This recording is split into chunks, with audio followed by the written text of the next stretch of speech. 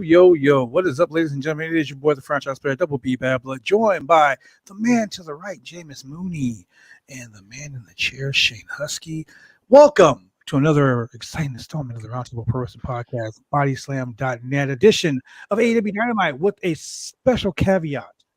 Special? Today. Very special. Today we're going to have on the founder of Ring of Honor, Mr. Cary Silkin. He'll be on. Was he the founder? I thought Rob Feinstein was the founder. No. Cary bought it in like 2004, I believe. Cary bought it. Cary was one of the main guys behind the whole Get Down. We don't talk about the other guy. Yeah, Cary's a good friend of the channel. He's been on here several times, and we're gonna talk about some good stuff, man. Speaking of the devil, his ears must have been burning. Let's bring the man in. Oh my goodness. Let me go ahead and make sure we get the right thing here. Cary, welcome. There I am. Welcome to the podcast, my man. How are you doing today? Gentlemen, how are you? Oh, man, it's a nice day to be alive here in professional wrestling, man. We got a lot of good stuff to talk about. I am very well. Are we recording it or not? Oh, no, we're straight live, sir. We're live with color. All right, well, you guys might be just, I told you, you probably know as much as I know, but let's go. Yeah. Well, here's the thing. We wanted to bring you on the show. First and foremost, how are you doing today? I'm doing well. Even without the news of last night, I'm doing well. I was in Florida luxuriating for a few weeks. I was looking around for maybe to buy a condo, right, at my old age. So you guys can come down and visit me. Hey, man, I live in Florida. Old, brother. I was actually there last night. Where do you live? I'm in Jacksonville. Okay. Well, this is in Fort Lauderdale area. It's not a bad area at all, man. No. Not a bad area. You know, I'm back here in Pennsylvania. It's 30 degrees. What am I doing here? But hopefully not freezing to death. Red Blood, where are you at? I'm in Portland, Oregon, man. It's always cold here. How about Husky? Yep, same here in Portland, Oregon. Always cold. Right on. Anyway, I'm doing well. So we wanted to talk about AEW Dynamite and all the cool stuff that happened on Dynamite last night. Normally, what I do is I do a Wednesday night show to kind of talk about the results of Dynamite. And last night, I just gotta say, man, I was kind of overwhelmed. Ooh. So I wanted to get a grasp of what I want to talk about beforehand, before we got on here, because a lot of stuff happened. I mean, this dude was at Dynamite. Jameus. He was. I was. I was watching the Batman. I'm not gonna lie. I was repping Body Slam for the media last night. It's right. He was with Stephanie Chase. I'm so jealous. I would too for a little bit. Yeah, but you were with Stephanie Chase. So anyway, it's a very good point. Such a sweetheart, wonderful lady. So let's talk about this, Cary. You were one of the founders, like the dude who put ROH on the map. I always call you the star maker because literally everyone that's passed through I was a savior. The savior. And due to my, as you guys know, due to my, we're not going to talk about that scandal, but due to, we all know about it, but, being able to keep the company afloat. And we had a lot of help from Gabe Sapolsky and CM Punk, Samoa Joe, Low Key, Cabana, Nigel, BJ, the names go on and on. And, so to get through all that and to foster the company, and we've talked before, and it was a labor of love, and it was also a lot of ego involved. Oh yeah. And like any business, not even a businessman, a child, probably one of your kids, doing like junior high school mathematics would have said to me, "What are you, crazy? You're losing money every week. I never made a dime. I just lost money." But fortunately, and this is good advice for young Jameus and Husky, don't get married. I'd have to find somebody who wants to marry me first.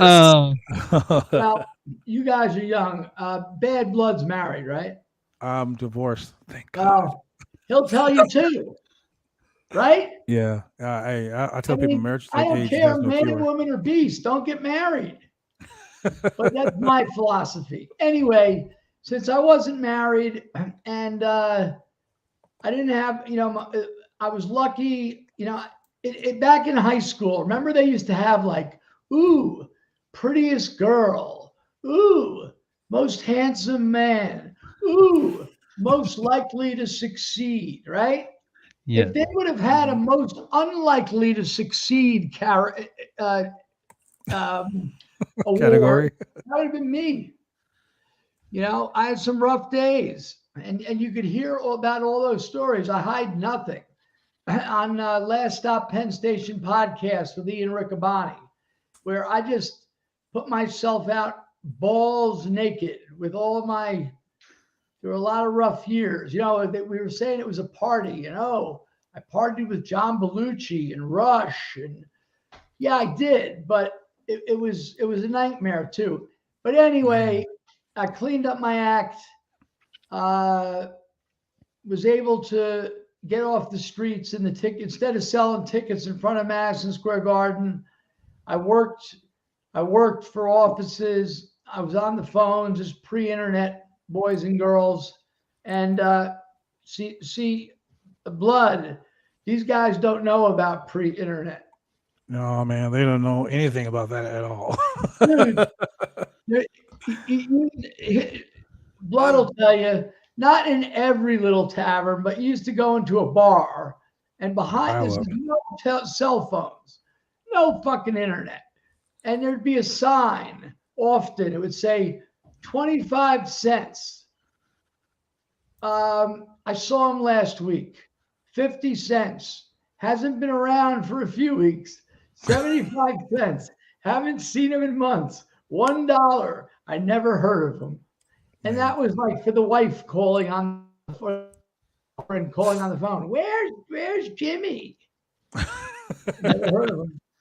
But you can't do that now. But anyway, I cleaned up my act, and because of the success of the ticket business, it was part luck, part a lot of years putting in time to it, and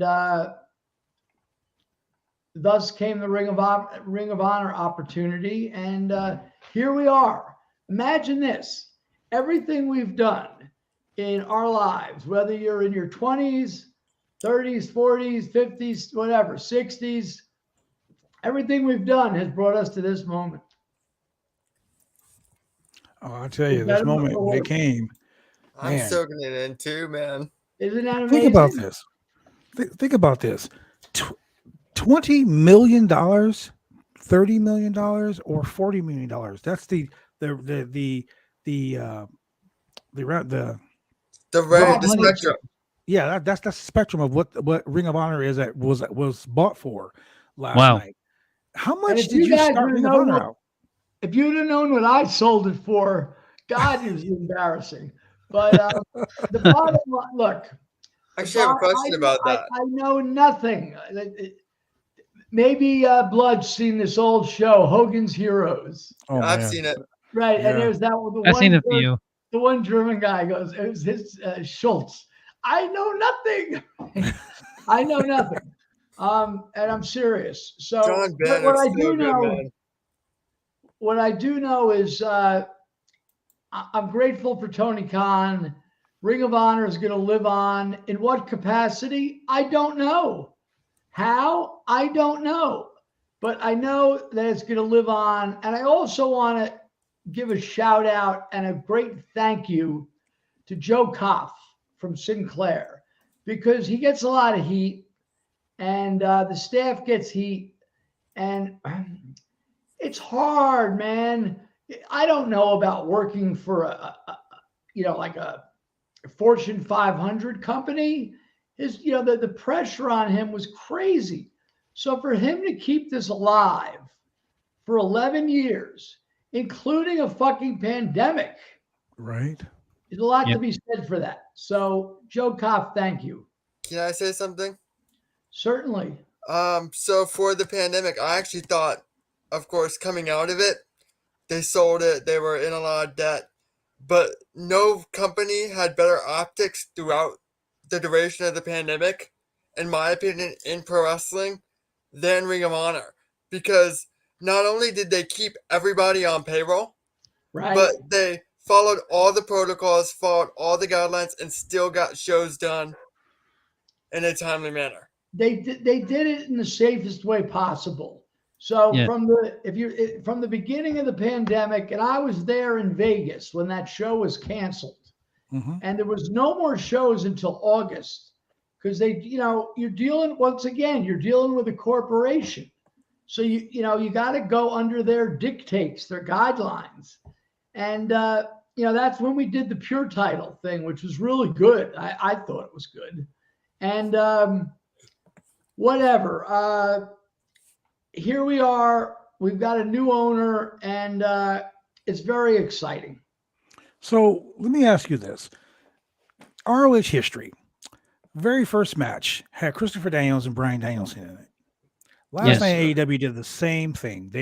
When Tony Khan came out and made the huge announcement that he bought Ring of Honor, I mean, most of us thought maybe he was just buying Ring of Honor because he was buying it for the tape library. Yeah.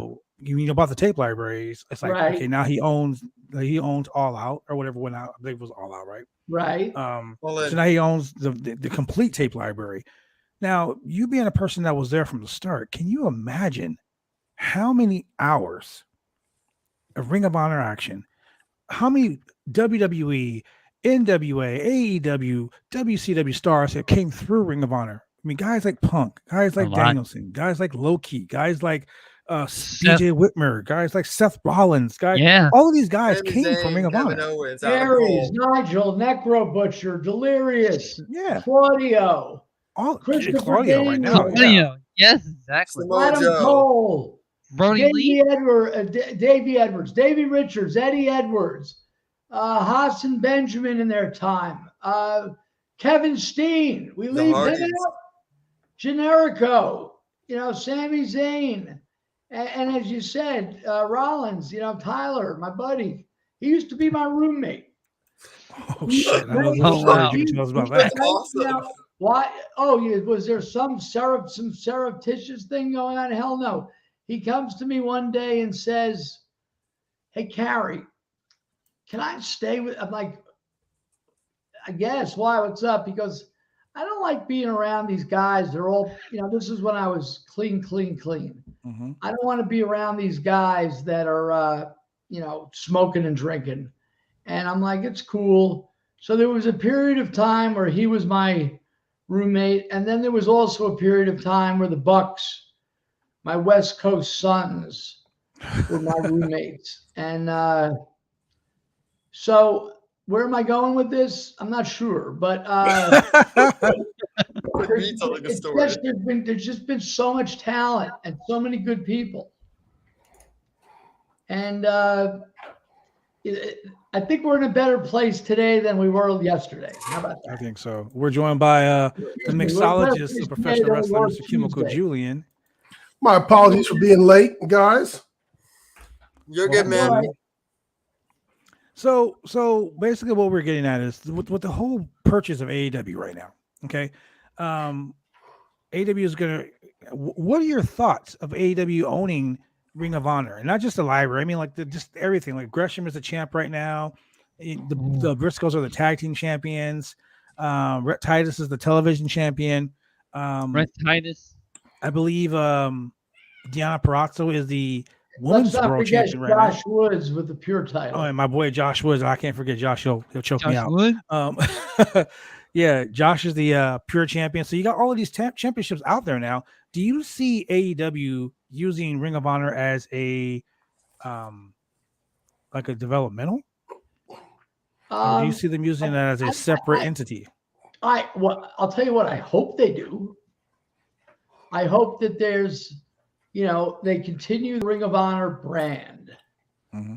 And, I hope they maybe do an hour of TV even if it's on YouTube or anywhere, a regular Ring of Honor hour. And as far as bringing in these aforementioned guys, the current champions, I'd love them to do that, but nobody knows what they're going to do yet. But it's at least, I was talking to Bobby Cruz last night, my longtime ring announcer buddy and a good friend. We spent 17 years sitting at the table next to each other, bitching and moaning. But I said to Bobby, it's like we just got a fucking heart transplant. Oh yeah, that's right. Oh, so there's no scoops because there are no scoops. No one knows yet. I spoke. Yeah, that's the thing. No one knows what's going on. Last night for a minute, they just said everything looks good, but they don't. No one knows anything. I'm sorry I can't provide more, but there is no. I'm glad. I want to get you on the show so we can get your input, because someone who's been you not only were a founder, but you're like the spokesman for Ring of Honor. I mean, like you're like the I'm the ambassador. What did you call him, Jameus? An ambassador? Ambassador. He's been an ambassador as far as I know for the last 10 years. Yes. Wow. Yes. After the sale to Sinclair. I'm actually curious, will you be continuing that role? I hope so. AEW.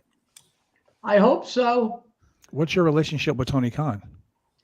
I really only met him once, and I shook his hand, and I told him back in January, thank you so much for, I had, back then, there was no idea of him buying ROH. And I said to him, hey man, thanks for providing the world with more of the kind of wrestling I like. And that was it. And we shook hands and took that picture that I posted. And, but that's been it. But I'm really close with the Bucks. I'm close. There's so many ex-Ring of Honor guys there.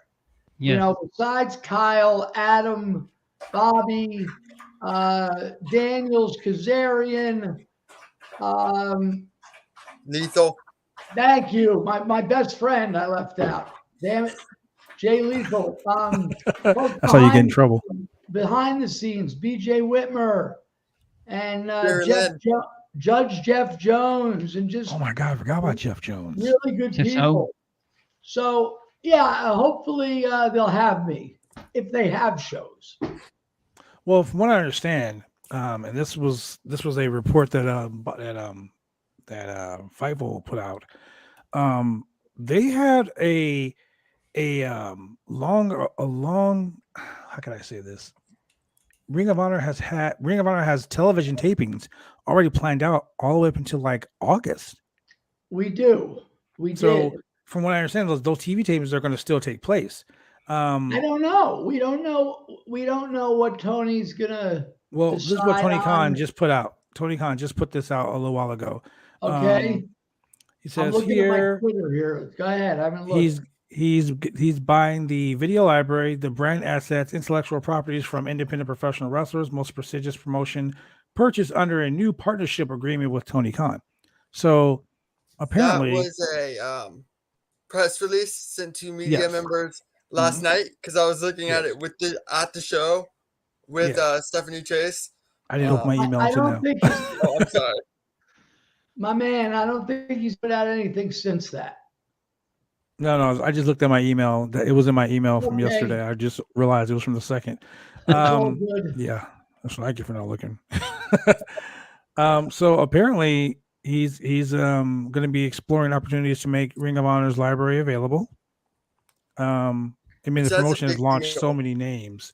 There's hundreds of names: Keith Lee, Scorpio Sky, QT Marshall, Stu Grau, all of these names. I left all Austin Gunn, Pac, man. So I mean, not only is he going to be making this, Adam Page. He built Adam Page. Not only is Matt Seidel. Matt Seidel. Matt Seidel comes on this show and changes the rules. We know that guy. And the late Brody Lee also. Brody Lee. There's so many people that can say that they got their roots from Ring of Honor. And honestly, if you look at Ring of Honor, and you look at AEW is the a lot of parallels. big brother of Ring of Honor, so to speak, because everyone's got their grassroots at a Ring of Honor, and just like Ring of Honor was like high school, and AEW was their college. Ring of Honor brought that style that AEW has been successful with to the forefront, and I think Ring of Honor also, with promoting All In, kind of laid the direct groundwork for creating AEW, All Out, the Elite. Ring of Honor's influence on AEW gets underspoken a lot, but AEW would not exist if Ring of Honor didn't. Hey, let's just call it what it is. Professional wrestling, and I'm just going to shoot straight with you. I'm not going to BS you, but smoke up your ass or anything like that. Professional wrestling would not exist without Ring of Honor. True. You think of every major star in professional wrestling right now, where they start. AJ Styles was the first pure champion. Right. And it helped the kind of wrestling that we like. Yes. Right. And it's just been a crazy, like in one of my great texts, which ain't great tweets, I quoted the Grateful Dead. What a long, strange trip it's been, from the Truckin' song. But what a long, strange trip it's been. I mean, we should have been dead in 2003 and 4 because of you know what. We should have been dead in 5, 6, 7 because I was just dumping money, asshole over tin cups, just money. And same with, not to mention 8, 9, and 10. But as I said earlier, sorry to be redundant, but because of my ego, passion, and love, and I knew I had something good, and we never could find the right buyer. And, thanks to Jim Cornette and Gary Juster, who knew Joe Koff, we found a buyer, and we're backtracking here, but Sinclair kept it alive for 11 years. Sinclair did a lot of work. We wouldn't have gotten here. Can I say something? Certainly. I just want to give a thank you to you, Cary, because you were mentioning 2006, 7, 8. I was a very young lad. My only exposure was WWE at the time, and it was guys like the Kings of Wrestling and the American Dragon and Tyler Black that got me into. Roderick Strong's another big one. He's another big star we didn't really discuss that with Ring of Honor. That really got me into broadening my horizons, and it pretty much changed the course of my life. So, I just want to say thank you. Oh, that's very sweet. A big part of my childhood. A lot of my personal friends have worked for Ring of Honor. Homicide speaks so highly. How can I leave him out?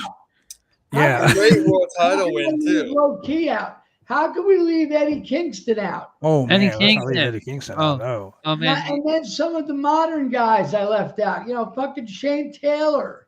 I mean. Oh, you can't leave Shane Taylor out. Shane Taylor. Brian Johnson is awesome. Right. Brian's awesome. Danhausen.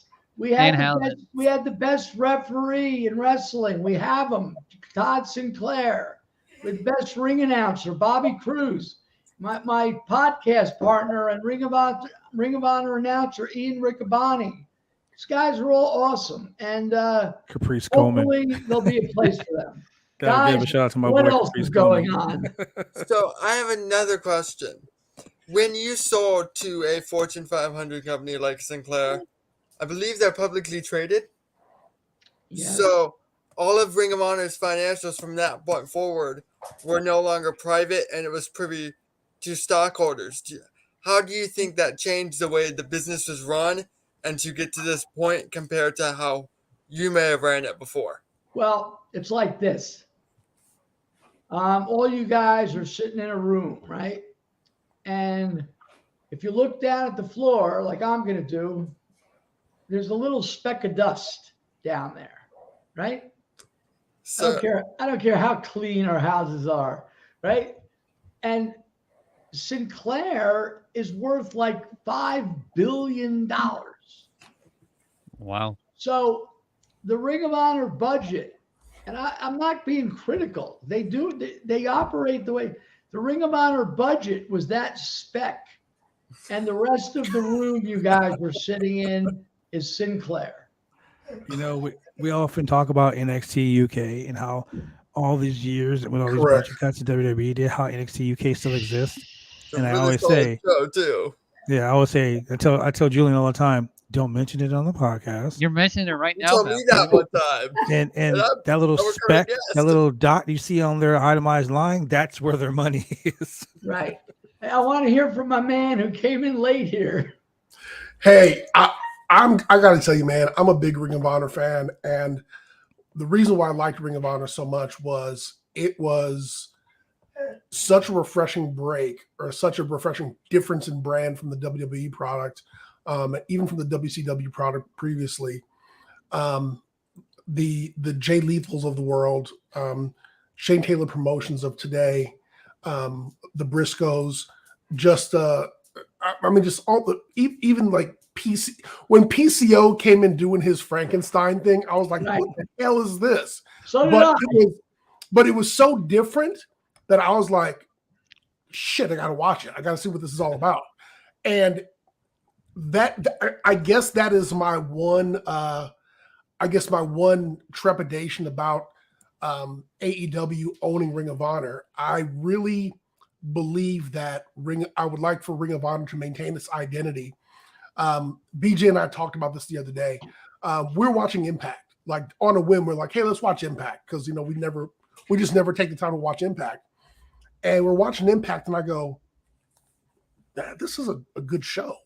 Like, production values are good. The Absolutely. wrestling is good. Yeah. The guys on here doing the work, they're really good.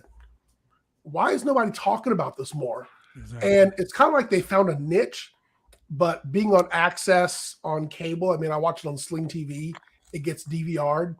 It just doesn't get out there enough. And I think Ring of Honor, if you go on Sling TV, I believe it was Stadium Network is where you would see it. And you can watch all the old shows. And they kind of fell into this, like almost into this, like not obscure, but they fell into this category where if you went looking for it, you would find it. But if you're the casual observer, you wouldn't see it. But when you found it, you're like, man, I got to keep on watching this. Right. And it had Ring of Honor has its own identity. And the whole Forbidden Door back and forth thing, I mean, whatever. I really hope what I like about Ring of Honor's identity, Impact's identity, MLW's identity, maintain that, have your individual creative teams. I don't necessarily need to see the Tony Khan handprint on Ring of Honor or on another promotion. I don't need to see Vince McMahon's handprint. I didn't need to see Vince McMahon's handprint on NXT. Well, he destroyed it, but that's another whole example. And that's I guess that's the best example I can give you. When NXT was NXT, it was fine. The takeover. I don't think. Once again, I don't know. I don't know if you were on the podcast or not yet, but these guys were asking me about me and my relationship with Tony Khan. I met him for 90 seconds. Yeah, it was great. But you're bringing up a really good point. I'm sorry, what's your first name? Julian. Julian, you're bringing up a really good point. But I think Tony Khan has a good. He respects the history of pro wrestling, mm-hmm. and he respects, the legacy of Ring of Honor. Did he say that to me? No, but I believe that from talking to my friends there. Yeah. And this is before this happened. So he's a wrestling nerd just like we are. And with that in mind, I think we're going to see a very similar situation, and it's not going to get diluted or over whatever the opposite of dilute. Like it's not going to be suddenly like fireworks and bombs going off. It's let's hope it stays authentic.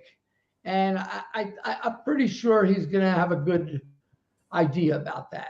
Much more will be revealed in the next days and weeks because I'd like to know too. From what I understand, Ring of Honor is going to be ran the way it was ran before. I hope so. With the exception of Cody Rhodes. I mean, we talked about this on the podcast. Me and Julian, we talked about this in excess. Well, here's my thing. Hey, man, we don't know. We don't know. Let me tell you about Cody. Let me throw this at Cary real quick. Let me throw this at Cary. Look, Cary, if you left Ring of Honor and you were like, I'm done with Ring of Honor, I'm going to go to AEW, I'm going to go to WWE, right? And for weeks upon weeks upon weeks upon weeks, you were the top story in professional wrestling. I mean, Steve Austin's coming out of retirement after 19 years, and you were the bigger story. Think about that. You're the bigger story, right? If you were definitely going to the WWE, would you be retweeting Ring of Honor shit constantly, all day, every day? Well, I haven't paid attention to that, but all I know about Cody, and I knew him for 3-4 years. He's a nice guy. He's very smart. And he's a good businessman. Mm-hmm. I was going to use the word shrewd, but that might have negative connotations. He's a very bright guy. So who knows what's going to happen with him? My thought when he left originally was he's got a Hollywood movie because I know that was his dream. Yep. And he's really good. I mean, good looking man. He's articulate. He was getting his feet wet with that game show and wasn't he in that movie with that series? What's the guy that was at the first All Out? Yeah, he was in the series Arrow. He played like several characters on there. Yeah. So whether it's that, whether it's him suddenly showing up in WWE, whether it's him coming back to AEW / Ring of Honor or anything, nothing's out of the question with that man. Well, I know that the reason why the issue between him and AEW soured, and apparently Cassidy Haynes reported that the talks between him and WWE had soured as well. The direct words are fizzled out. That's our fizzled out. Those are the exact words. That's our boy Cassidy Haynes. That's right. Managing editor. The Hefe from BodySlam.net, ladies and gentlemen. So these are just my thoughts. Maybe. And, a lot of people were talking about this on Wrestle Talk today and on Fightful. Think about it. Do you think that because Cody wanted to have the reason Cody left AEW was because of creative differences, that he envisioned wrestling to be like old Mid-South? He envisioned like the Ring of Honor style of wrestling. Like he envisioned that the storytelling, like they call it the Codyverse. He envisioned that. Ring of Honor has been, people have said it over and over and over again that's where Cody belongs. If Cody was running Ring of Honor, the Ring of Honor would be a whole separate brand, even under the AEW umbrella. So it could be Cody, it could be Delirious. Mm-hmm. Why not? If Cody was running it with Delirious for 11 booking. years. There it is. And or it could be someone else. Who knows? But, let's realize one thing. Number one, Cody's not broke. Number two, no, Cody's not going to be without a job. No. Of course, Cody's a smart businessman. So, in my opinion, Cody will land where Cody wants to land. And Tony Khan said it several times that he loves Cody, and that him and Cody are good. They're still friends. They just couldn't figure out the business relationship of what they wanted. So, in my opinion, I think maybe Tony Khan purchased Ring of Honor, and now he's got to find someone to run it. You never know. Maybe a guy like Samoa Joe. If he ain't calling Cary up to run it, I'm just saying, you might as well call Cody. Yeah, listen, I don't want to run it. I just want to hang out. I just want to hang out. I just want to be backstage. That's all I want. I want to hang out and be Uncle Cary at ringside and drag my ass in the ring once in a while to give a belt out, and I'm very happy doing that. I love the fact that you're so modest. I love the fact that Cary is so modest about like, hey, I just want to hang out. I just want to hang out. That's all I want to do. I feel that though. I feel that in my soul. But Cary, you're the star maker, man. Like everyone that's come through those doors everyone you brought in through those doors has became a star in this industry, man. Me personally, I thank you very much for your contribution to all Yes. of professional wrestling. Because if it wasn't for Ring Thank of Honor, you, there would guys. be no wrestling. And I had very little to do with the booking. I fancied myself as a producer. Ooh, let's get the best behind the scenes people. Let's get the best whatever we could afford, but the best lighting and curtain it off. Try to do it right. I love that I'll never Shane's forget- raising his hands like it's high school. Excuse me. I love that Shane's raising his hand like it's high school. I'm being polite. Yes, Shane. Sorry, Cary, don't mean to interrupt. Yeah, but I just like to say thank you for providing Ring of Honor. In 2014, El Generico and Kevin Steen was the first independent pro wrestling match that I've ever watched. I wonder what happened to that guy, El Generico. I don't know. He said he's raising some orphanage with Bobby Lashley. Who knows? Man. And I would just like to thank you for that. And ever since then, I've became a massive independent pro wrestling nerd. Well, that right back at you, as the kids say. I think the kids say that, right? I think at the end of the day, we as fans never want to see a promotion go under, especially a promotion with as much history and as much contribution as Ring of Honor. And so that's why when the announcement was made that Ring of Honor was going to, temporarily close its doors or take a hiatus, everyone just like, oh man, like, Yeah, it sucked. does this mean they're shutting down? Does this mean it's going away? And nobody wanted to see it go away. Nobody wanted to see it shut down. Nobody wanted to see it close its doors because it meant so much or because it means so much. And everybody wants to see, all their favorite wrestlers still working. Everybody wants to see the brand continue. They want to see the titles defended, even in different promotions during the hiatus. But most of all, they want to see the brand itself come back to life as an independent promotion, independent organization. And that's what we're all looking forward to. Just because everyone's got memories and everybody remembers, where they first saw so-and-so. Like, oh, I remember when I saw Punk. Oh, I remember when I saw Samoa Joe. Oh, I remember when I first saw Adam Page. All these kind of things. And there's all these, we're talking today about this. There's nothing new under the sun. And when you see some of these feuds happening today in WWE and AEW, if you've been watching where these guys come from, you're like, hey, wait a minute. That happened like 15 years ago. This happened back in Memphis. Oh, this happened back in We talk about this all the time. Mid-Atlantic. Oh, this happened back in Florida, And so that's where all this stuff kind of comes from. And it's nostalgic, but if it's good, I mean, if you're going to steal from the best, Right. You're right. You're right, my man. And but yet, and once again, I learned from some of the best, including Dutch Mantel, who said to me, Dutch, this is in 1999 or 2000 in Puerto Rico, when I was trying to do a wrestling magazine. We did a wrestling magazine. But anyway, at some point, Dutch says to me, Cary, if someone said in wrestling they did all the stories already, how are you ever going to write a new movie or book? Good point. Yep. I mean, hasn't every book been written? Hasn't every story been told? Hasn't every movie been made? Yet you suddenly, did you watch such and such? Yeah. Right? It's like every rom-com is derived from It Happened One Night from 1934, like that one Frank Capra movie.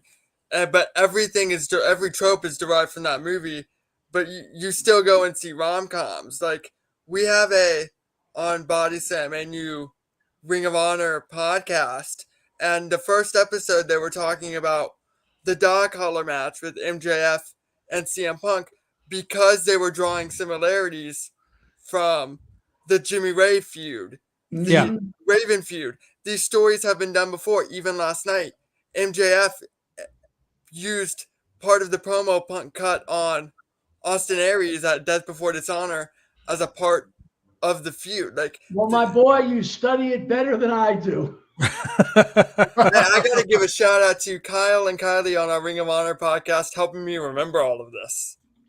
Kyle is in the group right now, right there, making him feel old. Oh, he is old. Wow. Hey, he ain't as old as me, man. So watch that. Can I make a suggestion? Sure. Please. Why don't we get together like 2 weeks from now and do this again? I'm for that. And I'm see I'm where for that too. you guys are good dudes, and I get requests for all these podcasts all day, all night. I don't do a lot of them, but you guys are all awesome, and I'd love to just see, hey, maybe 2 weeks from now, there's no Ring of Honor, book it, whatever, or maybe things are rocking. Or maybe 2 weeks from now, you're working there. You can give me tickets.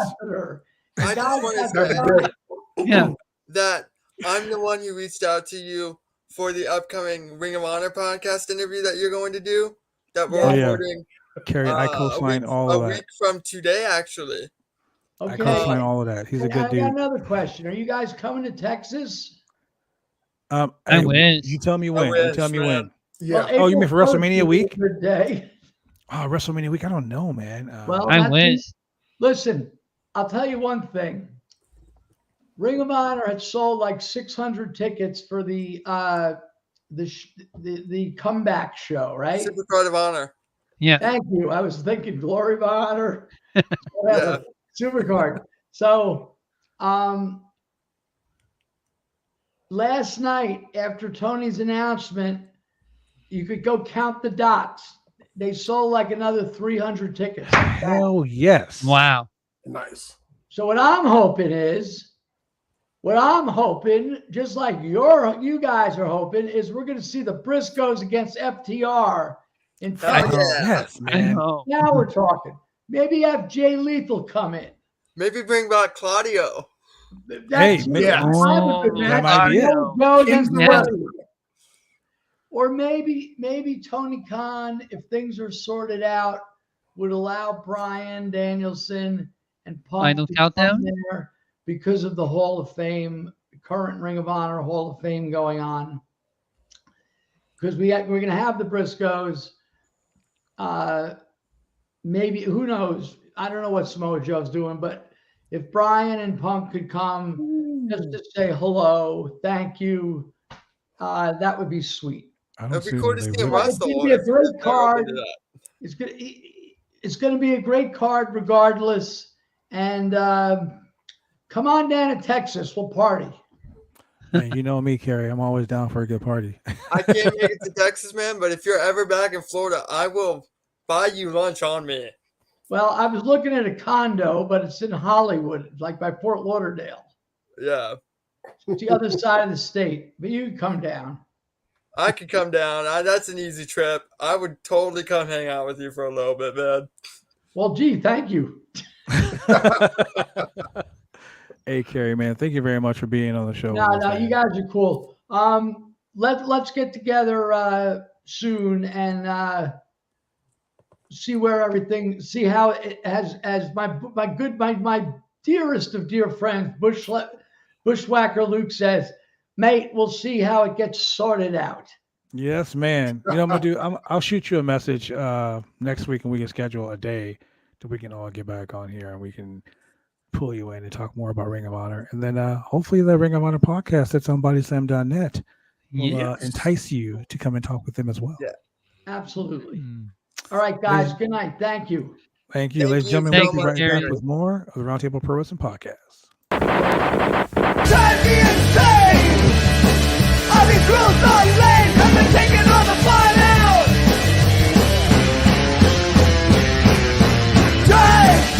Drive me insane! I'll be cruised on lane, come and take it on the fun out!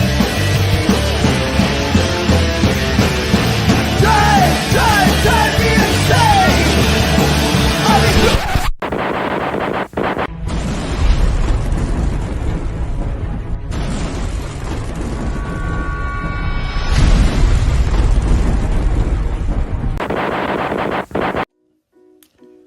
want to get your hair cut? You go get your hair cut right. You head down to Big D's Barbershop. Big D's Barbershop, Vancouver, Washington's best and brightest. 1019 Main Street, Vancouver, Washington, where you can go get your hair lined up, cuts, fades, shampoos, conditions, and all the great things that go with supporting a local barbershop in a local business area. You can also reach them online at www.bigdsbarbershop.com. Go get your haircut right.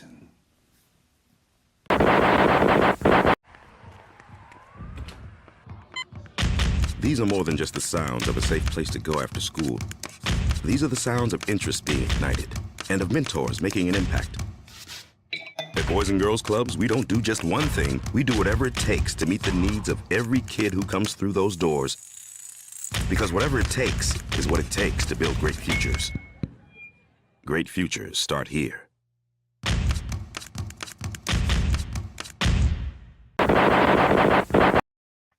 Boys, we are back. We are back. We are back. Hey, man, I love having Cary on the show. Cary is a good friend of the podcast, great personal friend of mine, and I owe Cary a lot. So shout out to my boy Cary. Ring of Honor's ambassador, one of the leading co-founders of the greatest indie company in the United States. By far. Yeah. By far the Man, greatest.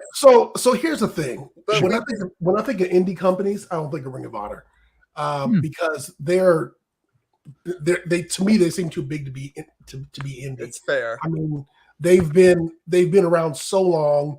Their roster has been so deep. Their roster has historically been deep. They've They're on always had a television. plethora of talent. They've always put on good shows. I mean, they've just always been. If you're a wrestling fan, they're a mainstream company. I mean, they've just always been there. The one thing that the next time we have a show, I mean, Cary can't necessarily book me a 3MB reunion, but I will definitely ask. And But Cary, if you love Julian, the 3 of you, do it. But I will definitely ask him for a coal miner's glove on a pole match. Oh well, yeah. So- Matches. we discussed a little bit about the announcement in terms of what it means for Ring of Honor. But as we get more into the show, I want to discuss the announcement itself. Because Before we do that, let's do this. I was thinking about this as Cary was speaking with us, and let's talk about topics. Is Cody heading up? Is Cody going to head up ROH? Dude, so What here's are the your thing. As soon as Tony Khan said that he bought Ring of Honor, the first thing my head popped to was, oh, here we go. Here's the work. Yeah, Cody Rhodes. He left AEW because all I envisioned was Vince McMahon showing up in Florida. no shit, Shane McMahon gimmick. And No, Vince be Nick like, Khan. "Ah, Nick I Khan. bought WCW," and all Tony Khan's like, "Hey, Ring of Honor, I just bought you. I'm the new owner," and out comes Cody. No, I'm the owner. And to me, it kind of fell in parallel with MJF telling Wardlow, "You don't work for AEW, you work for me." Oh, man. Man. So Cody's showing up saying, "Nah, you didn't buy him. I outbid you. You bought the library, but Like, I own Ring of Honor." I own intellectual Interesting property. thing about Cody being a Ring of Honor superstar and story is that Cody's character, as signed to AEW, cannot go for the AEW World Championship. I was But just He's a Ring of thinking. Honor superstar. Mm-hmm. I was thinking about this myself. Yes. See, there's so many ways that this can go, man. Okay, so they were talking about it on Body Slam. I mean, not Body Slam, on Wrestle Talk this morning. This is the ultimate work, and not just the work of the fans, but working the boys. That's Yep. really hard to work the boys. Okay, if you're working the boys, ladies and gentlemen, what I mean by the boys is working all the wrestlers. Like when you're working all the wrestlers, think about this. Everyone is like, "Fuck, man, Cody is really gone." Like, really? Sean Ross Sapp was talking to Diamond Dallas Page, I believe, and he said Diamond Dallas Page was just spilling stuff out, right? Like shit he wasn't supposed to be saying. Apparently, think about this. Well, Diamond Dallas Page is Cody's best friend, Correct. right? So Sure Dallas Page is like, yo, man, I don't know what the fuck's going on, but Cody ain't going nowhere. Oops, I mean, come on, Yeah. man. And like, with all the tweets and with all the stuff, Cody has done everything that he said he wasn't going to do. He said, and I quote, "I will never challenge for the AEW World Championship as an AEW wrestler." sure did. He still Now, kept that Jameis promise just too. said, as a Ring of Honor star, Oh Cody man, is not violating anything. And if Cody wanted to be an asshole heel, like Could be a good one. Mhm. this is how you get Cody over as a super heel. like he isn't. No. I mean, like, no, What are you I talking don't mean the Homelander gimmick. I mean, like, really, like, to even like piss the boys off. But he's Cody- a baby face. He comes out the baby face entrance. We yeah, have Cody comes out his own entrance. We have the Face of the Revolution coming up, right? oh Now we yeah. got now Christian Cage and who was it? Ethan Page on Rampage. Christian Cage versus Ethan Page on Rampage. Wow, that's a lot to say. Christian Cage versus Alliteration, Ethan bro. Page on Rampage for the last slot in the When are Face gonna of be the Revolution, right? Second to last slot, because there's always the TBD that's a The surprise. gonna be TBD is live. the Joker. Yeah, the Joker's always a surprise. The biggest joke of them all is Cody not challenging for the World Championship because Cody's last interview in AEW. What was he doing? Where was he at? Just I want you to close your eyes and picture this for a second. Cody Rhodes' last promo in AEW. Where was he standing? In the ring, What was he standing in front of? A ladder. a ladder. What is the Face of the Revolution? Cody. In a ladder match. Come on, man. Like Ladder. you don't gotta be fucking Batman to figure this out, world's greatest detective. By the way, Why go do you ahead and say see the that, Batman. dude? It was a pretty decent movie last night. So, I'm glad I missed the Batman for this. yeah, my best friend, actually a writer for Body Slam, shout out to my boy Trent, messaged me like, because I'm staying at his place this weekend while we do Revolution festivities, because he lives right by the arena, and he's like, hey, on Saturday, do you want to go see Batman? I'm like, dude, we're so busy, I don't think we have time for a 3-hour movie, because he's already 2 seen hours it, and and he 55 wants me to minutes. see it that badly. Legitly 2 hours and 55 minutes. And, It was a long ass but like, movie. if we have time, I do want to go see it. But shout out I'll to tell him. you this. As a Batman aficionado, as a Batman, like a lifelong Batman fan, Batman. I think the best Batman is Ben Affleck because he exudes Batman and Bruce Wayne. But I will say this little sparkly vampire bitch that played Batman in this movie, Robert Pattinson, Why did you remind me about that? didn't do half a bad job. Robert Pattinson has had a weird I mean, It was peculiar funny. career. if I had to rate this on a scale of 1 to 10, 10 being like the best Batman movie of all time, I'd give it a high 6. Like, I don't. Because, and I'm gonna tell you why. If Wow. you've read the comic, Julian's face. Batman Year. No, let me explain why. If you read the comic, Batman Year One. Yeah. I have. So this movie is based off of Batman Year One and The Okay. Long Halloween. Yeah, How- Robert It's a Pattinson. mix had of weird it's a career. mix of both, All right. This you're about to start off a whole new podcast right now. brother. I'm just saying. Okay, let's go back Did to you see- the did you see that analogy. already? Now, hold up. Now you said a high 6. I said yes, a high 6, like a 6.3. 6.3. That doesn't give me a lot of confidence. Letterboxd has it at like a 4.2 out of 5 right now. Oh, Kyle had to jump in. oh my God.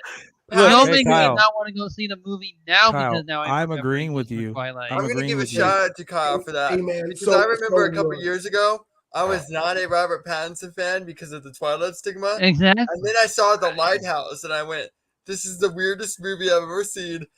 And damn it, I love it. What's that one movie where everything's going back in time? Man, Robert no, I was gonna say Pattinson was Day just After in it. Tomorrow. There's not No, that it was one. it was a strange fucking movie, dude. But this movie was pretty freaking good. Robert Pattinson was in it too. It was pretty Tenet? freaking good. Tenet. Like if you Yeah, that's if a you fun clip. Yeah. if you like a mind fuck, that's a good movie. All right, man. So look, when it comes to comic book and science fiction movies, I have a core group of friends. Mm-hmm. And, you know, I look at their Facebook posts and I get their input. Mm-hmm. And that lets me know whether I'm going to see the movie or, you know, helps me flesh it out. And I'm putting you into this group. And you gave it a high 6, which makes me a little nervous.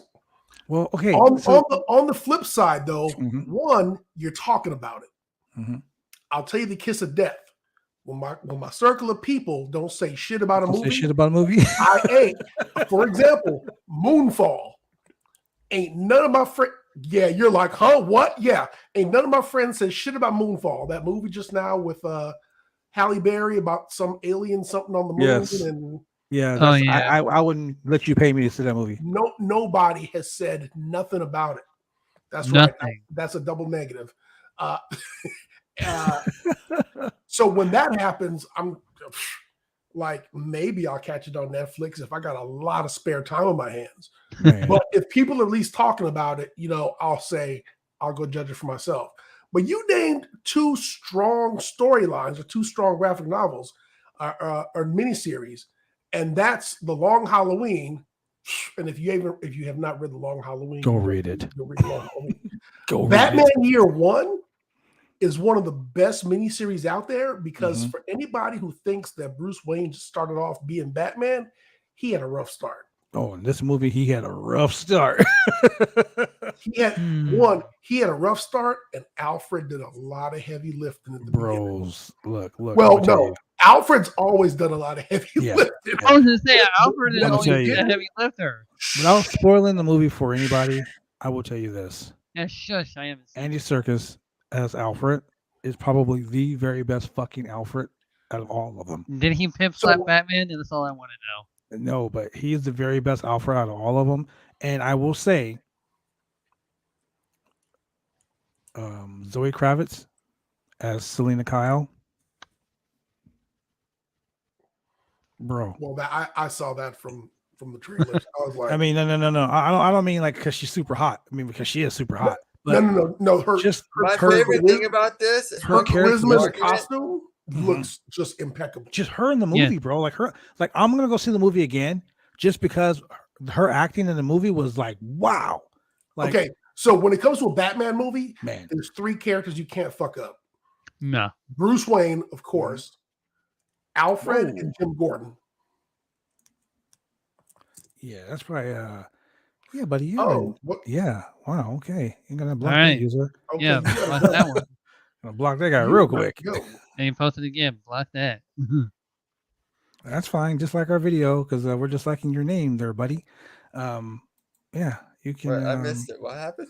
Yeah. Well, Troll. Yeah. Yeah. You Don't worry about probably. Yeah. Don't worry about that. That guy's name is Wow. really messed up. Yeah. Yeah. Yeah. He But go, yeah, I mean those are 3 central characters to the whole mythos. And you have to get them right. You have to get the dynamic between Bruce and Alfred, and then the dynamic between Batman and Alfred. 2 different dynamics, and you have to get that right. And the way that it's Yes. developed over the years in the comics is so important that they did an Elseworld story where Batman was the whole Batman thing. He was really kind of delusional. So yeah. Alfred created the Joker character to Mhm. kind of give him something to do, to Really? to raise his confidence, to make him be the superhero that he wanted to be. It's totally fucked up, but it's what Alfred would do for Bruce. And it's a non-canonical story, but that dynamic is so important to the entire mythos that if you mess it up, if you get the Jim Gordon wrong, it kills the whole thing. So, I mean, that's one of the things that I look forward to, in every Batman iteration that comes out. And I got to say, Ben Affleck looked really good in the Batman costume and looked like an excellent Bruce Wayne. See, and look, okay. Before we get back to the AEW, I just gotta get this out. Yeah, Val we're on a Kilmer bit of a did not. tangent. Val Kilmer was a Val Kilmer. I think it George was Clooney. passable. George Clooney is a good-looking man. He was a good-looking Bruce Wayne. I couldn't see that guy as Batman. Okay. Terrible Batman. His Michael costume Keaton. Homer's nipples on movie it. isn't Michael great. Keaton. I would beat Michael Keaton's ass. Like, how would I be scared of that guy? That Batman is a big, brooding, scary guy. And you look at Michael Martha. Keaton like, really? Shut the fuck up, Michael Keaton. Like, that's you look at him like that, right? Val Kilmer was okay as a Batman, but as a Bruce Wayne, like, he's not the sexy man that women look for. And then you look at Ben Affleck. Ben Affleck Batman is in his early 40s, maybe mid 40s, right? He's been Batman for a while. Yeah. Batman is a big, brooding guy. Like, I ain't scared of nobody. I'll fight any motherfucker. I'll tell you that. But Ben Affleck, I had to think about that twice. Like, damn, I hit this dude with a brick. Like, he is a big dude. Yeah. And he gained like 20 pounds of muscle to play Batman in that movie. He's Correct. still a good-looking enough guy to be a older Bruce Wayne. And he's still big enough to be a violent-looking Batman. Perfect Batman. Now, this guy, what the hell is this dude's name?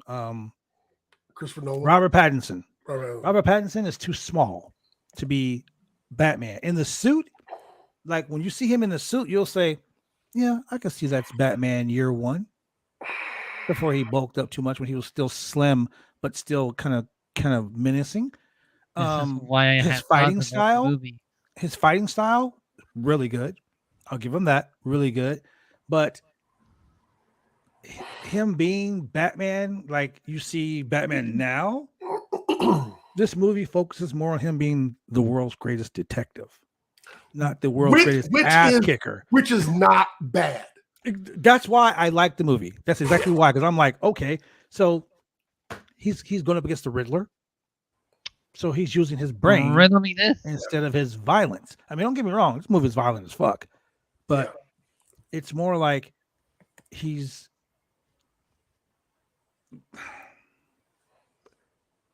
every movie has 4 major scenes, right? 4 major points of the movie. Yeah. Like when 3 the of Green the 4 Goblin gave Spider-Man that spine buster. Yes. Yes. Three of the 4 major parts of this movie is him using his brain. Yeah. So if you are a true Batman fan and you've read Year One, this is Year One, Long Halloween, and Hush, all in one movie. I said it.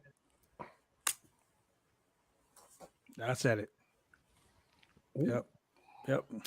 Go see it. That's why I said I give it a solid 6. I give it a high 6. You mean Hush that was illustrated by Jim Lee? Yes. Sir. Really? Yes. As a matter of fact, just go see the movie.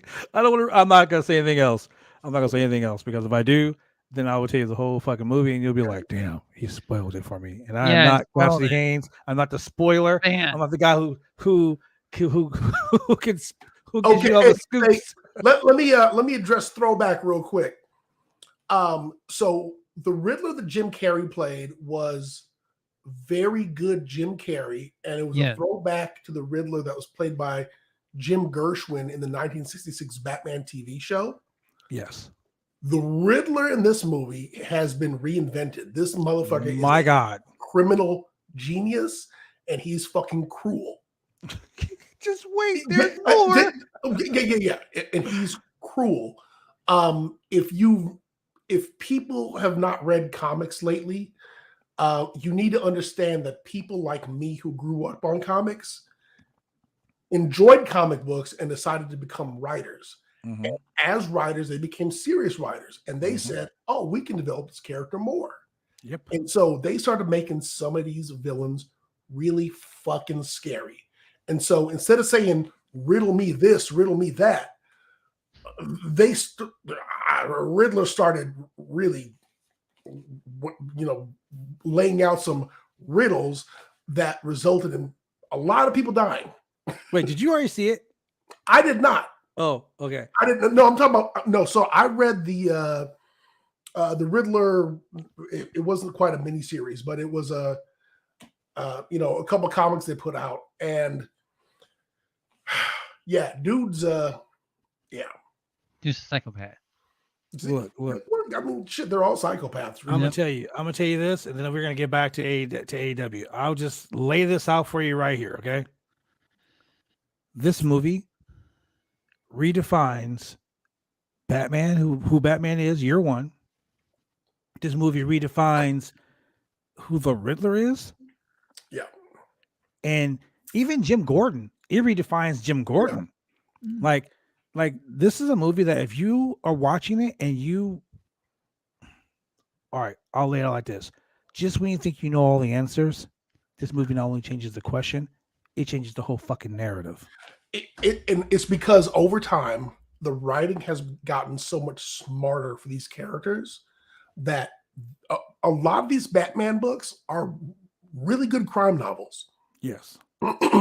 That have evolved over time. It now just happens to be a detective in a crazy ass bat outfit who's got gadgets, but he's really a detective who's kind of cruel himself, got some issues. But you know, he's a detective who wears this crazy ass outfit who's out there solving crimes because he's got some crazy ass people out there committing some crazy ass crimes who've got some issues. And when we talk about the evolution of characters, for anybody who remembers the 1960s Spider-Man cartoons, they used to come out, you know, the Green Goblin riding around a goblin glider, throwing little pumpkin bombs. Compare that dude to the scary motherfucker we just saw. Willem Dafoe, baby. That's what we're talking about. Willem Dafoe is the best Green Goblin yet. No, nothing can replace him. Look. I'll tell you, that movie, like I said, it was a high 6, and because I'm such a hardcore Batman nerd, that's why I gave it a 6. If you're not a Batman nerd and you're like, well, I've seen a couple of movies, and you go see this, you'll probably give it a 10 because you'll probably think that it was you'll be excited because of what you see. That'll probably be me. This isn't a movie from what you just see. It's a movie that helps you understand why Batman is the way Batman is now in all the comics, how he got to where he is now in all the comics. Like CM Punk said, he gets up in the morning, splashing water on his face, and asks a simple question: am I the hero of my story, or am I the villain? In this movie, you will find out if Batman is the hero of the story or the villain.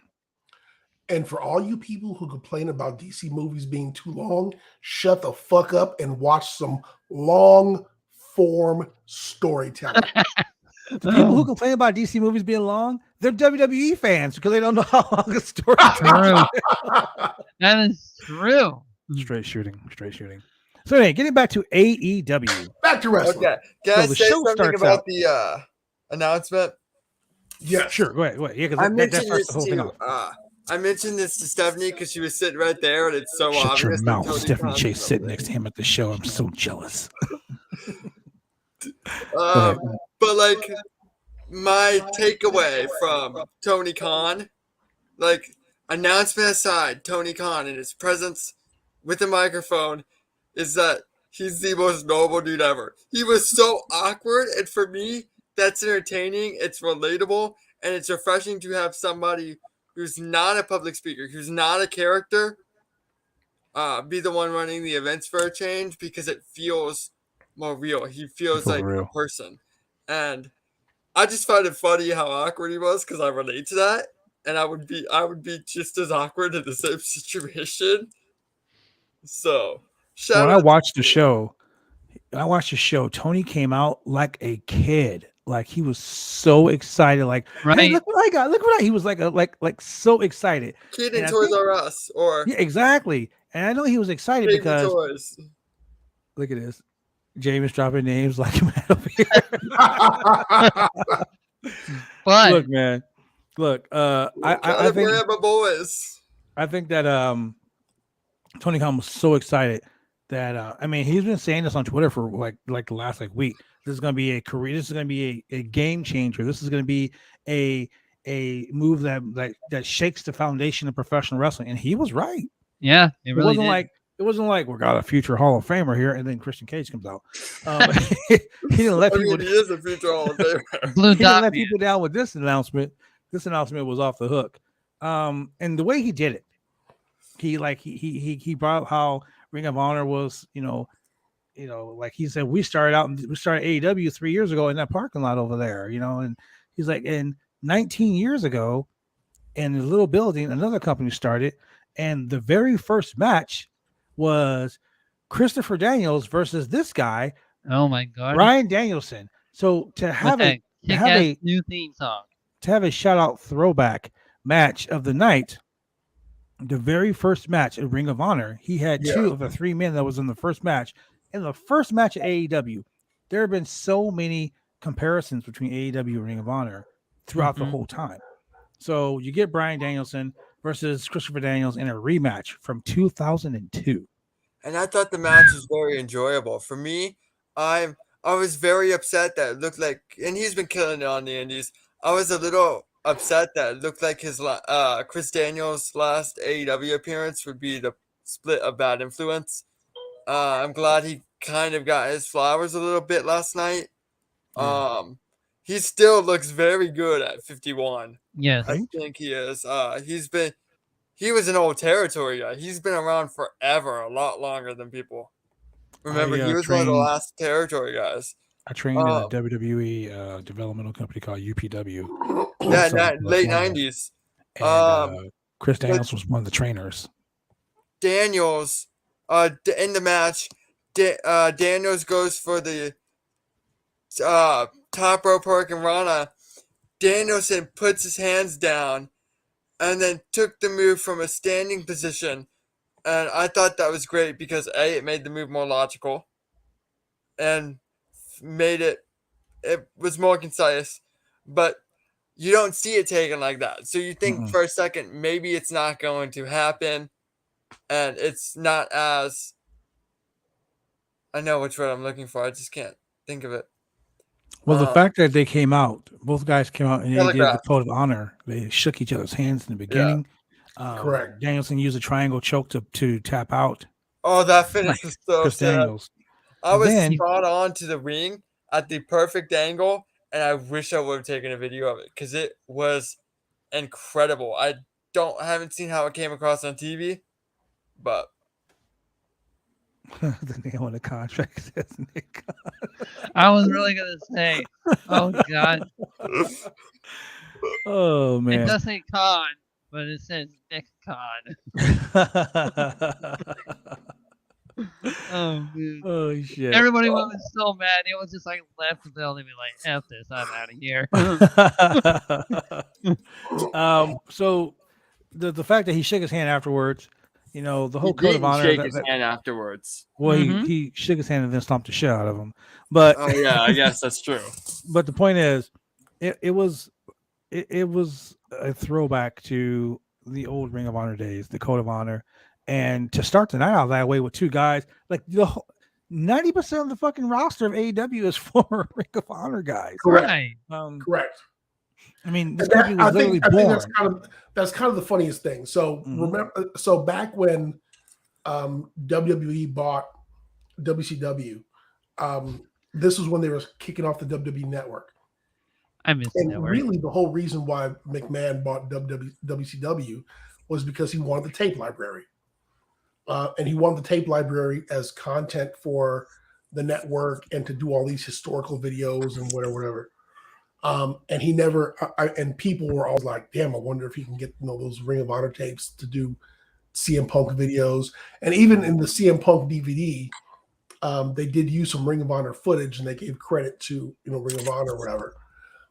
So now you have Tony Khan doing the same thing, which is good because I'm not necessarily that he's going to start a streaming service, but if you want to start preserving the history of some of your talents or preserving the history of a company or preserving the history of various eras or storylines or whatever, this is the best way to do it. Keep those tape libraries alive. Don't just keep the tape libraries alive. Keep the tape libraries out of the hands of irresponsible people. Yes. And the big thing about a tape library is you kind of hit on it. The world is all streaming now. Like niche things like Studio Ghibli made a deal with HBO. WWE made a deal with Peacock. Some of the big anime companies made a deal with HBO. Part of the brand for companies that are more niche is selling the content library to a streaming service, even if he doesn't want to make his own. Eventually, to grow the Correct. brand, he's going to have to do that.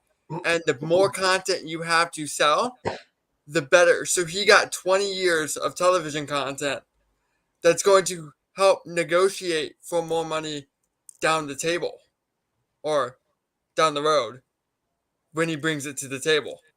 And so, and the thing there is I don't know where this content would land. Unfortunately, historically, HBO Max. Turner doesn't give wrestling. The new Turner doesn't give wrestling the respect that it deserves. I was about to say, back in the day, you could watch Phil Nico throw a shutout and then watch WCW Saturday Night. Exactly. So, I mean, with the ring spinning around the thing. Yeah. Yeah. So like if you read the Nitro book, you read that when Time Warner bought Turner, And they were 01 or like 2000. as successful as Nitro was, they were just like, but it's wrestling, and as a fan, you're like, but this was the best shit in the world. I mean, it was fantastic. You know what's funny about that? And, I mean, the content was great. Like it was a moneymaker. when WCW was closing down, do you know they were getting 2 million views a week on Nitro? They're what? When WCW was closing down, Yeah. they were getting 2 million views on Nitro. Shows you how archaic television ratings 2 have become. fucking million views. And think of it like Crazy. this. That's Think of it great like this. nowadays for any. When product. WCW shut down, Hall, Nash, Goldberg, some guys were making so much money, they sat at home on their Time Warner contracts rather than going to work for WWE. Sting did it for 12 years. Yeah. He was like, I ain't gonna go. Screw it. I will never go to WWE. I'm gonna keep this No. WCW money. And then after when Sting, when the WCW went out of business, Sting went to TNA. So let's get back onto this rant, this awesome episode of The Go Home Show. of the Go Home Show. So then we get I the don't have tag much time team. longer on here, but there is one thing I do want to point out before I go because I may have to leave any moment. Mhm. As somebody in the audience, I was wearing the Santana t-shirt. I wanted them to win, but you know what team left me with the most? That's the team that needs to be pushed next. Even though I've been on the Santana Ortiz hype train for a bit. The Acclaim. Well, no, I've been wanting them to be pushed for a while because they're both my guys. I think they're great. But Top Flight and Darius Martin is a great pro wrestler. You just ruined it. We were talking about man. the return. We were talking about Darius and Dante. Damn it. I ruined a lot of things. Damn you! man. I was building to the return of the Acclaim Was and that Top next? Flight and FTR and all these guys, and Was that next? that was next. Yes. The Tag Team Damn. Casino Battle Royal, Thanks, Jameis. 15 men. Thanks, man. Okay, Yeah, well then ruined it. Damn you. continue. I'm sorry. Spoiler alert. Well, ladies and gentlemen, since it was already spoiled, the last Dante Martin brought his brother Darius back, who's I been was out surprised. for like 8 months. Right. Top Flight returned in the Top Flight. 15-team Casino Tag Team Battle Royal. The Finally. winners advanced to the Revolution 3-way for the AEW World Tag Team titles. And God, oh God, man, oh man, this was a good fucking Battle Royal. It was. My standout was Top Flight because of the ending. For me, I thought that people can talk about of course the Young Bucks are going to be in the match. It was obvious once Red Dragon won that the Young Bucks were going to be in this match. It was how you got there. And how they got called there this like weeks ago. was Yeah. build the other tag team up because Darius Martin has been gone for, actually, I think it might have been a year. He's been gone for a long time. They made him look good, though. They made him look good. And the fact that he was the last one in the ring with Matt Jackson of the Bucks, dude. And going head to head with both of them, he looked like a star. And as somebody in the building, I've done probably 15 shows at Daily Splits, okay? I was there for the Kenny Omega title win, the Sting debut, the Brody show. I was there for all of the pay-per-views that were held there. I've been there for the big daily space events. I can't think of a time. I can think of maybe twice that I've heard that place louder. And that includes for wrestling, which I've done like 15 AEW shows. That includes for concerts that I've done there because I live in Jacksonville locally. So I'm actually at Daily Space quite a bit. I can count on one hand how many times I've heard that open air, intimate setting louder ever. And for a guy who hadn't really been established beforehand, he's established now, and that was the perfect way to do it. And that's how you book a match when the obvious outcome is going to happen. Well, I'll tell you this. The fact that Dante Martin has been teaming with millions of people and couldn't gel with anyone like he did with his brother. A perfect teammate. Yeah, his brother came I'm back. glad that's finally over. I'm telling you, they are a tag team to be reckoned with. But my boy is the Acclaim. Showed up and showed out. Man. All I gotta say is the one part about the Glenn Jacob tweets. Yeah. Oh, I popped so hard. Yeah. Shout out to Max Caster. So That was great.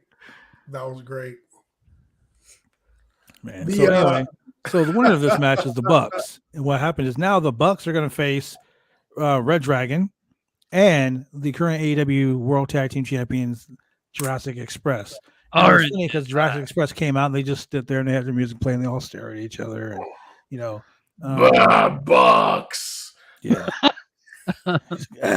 Stick his tongue out like pineapple. Yeah. So we're gonna go a quick commercial break. Jameis, thank you for joining us, my man. Yes, sir. Always a pleasure to have you on. Anytime y'all want me, I'm here. And with that, ladies and gentlemen, Y'all are my we're gonna go to boys. a quick commercial break, and we will be right back with more of this crazy show we call the Roundtable Pro Wrestling Podcast. Professional wrestling is one of the toughest sports going today.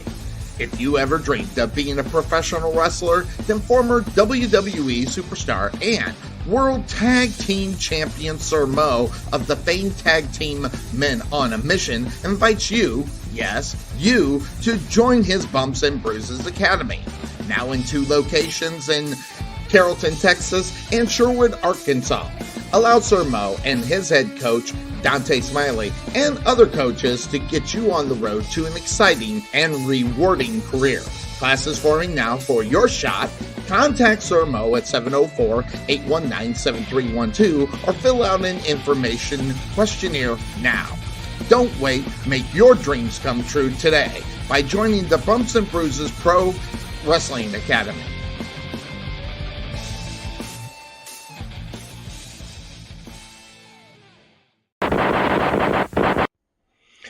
Hi, this is James Beard with SWE Fury, and you're watching the Roundtable Pro Wrestling Podcast. And we are back. We are back, ladies and gentlemen. And look, real quick, I'm back. I gotta say this, man.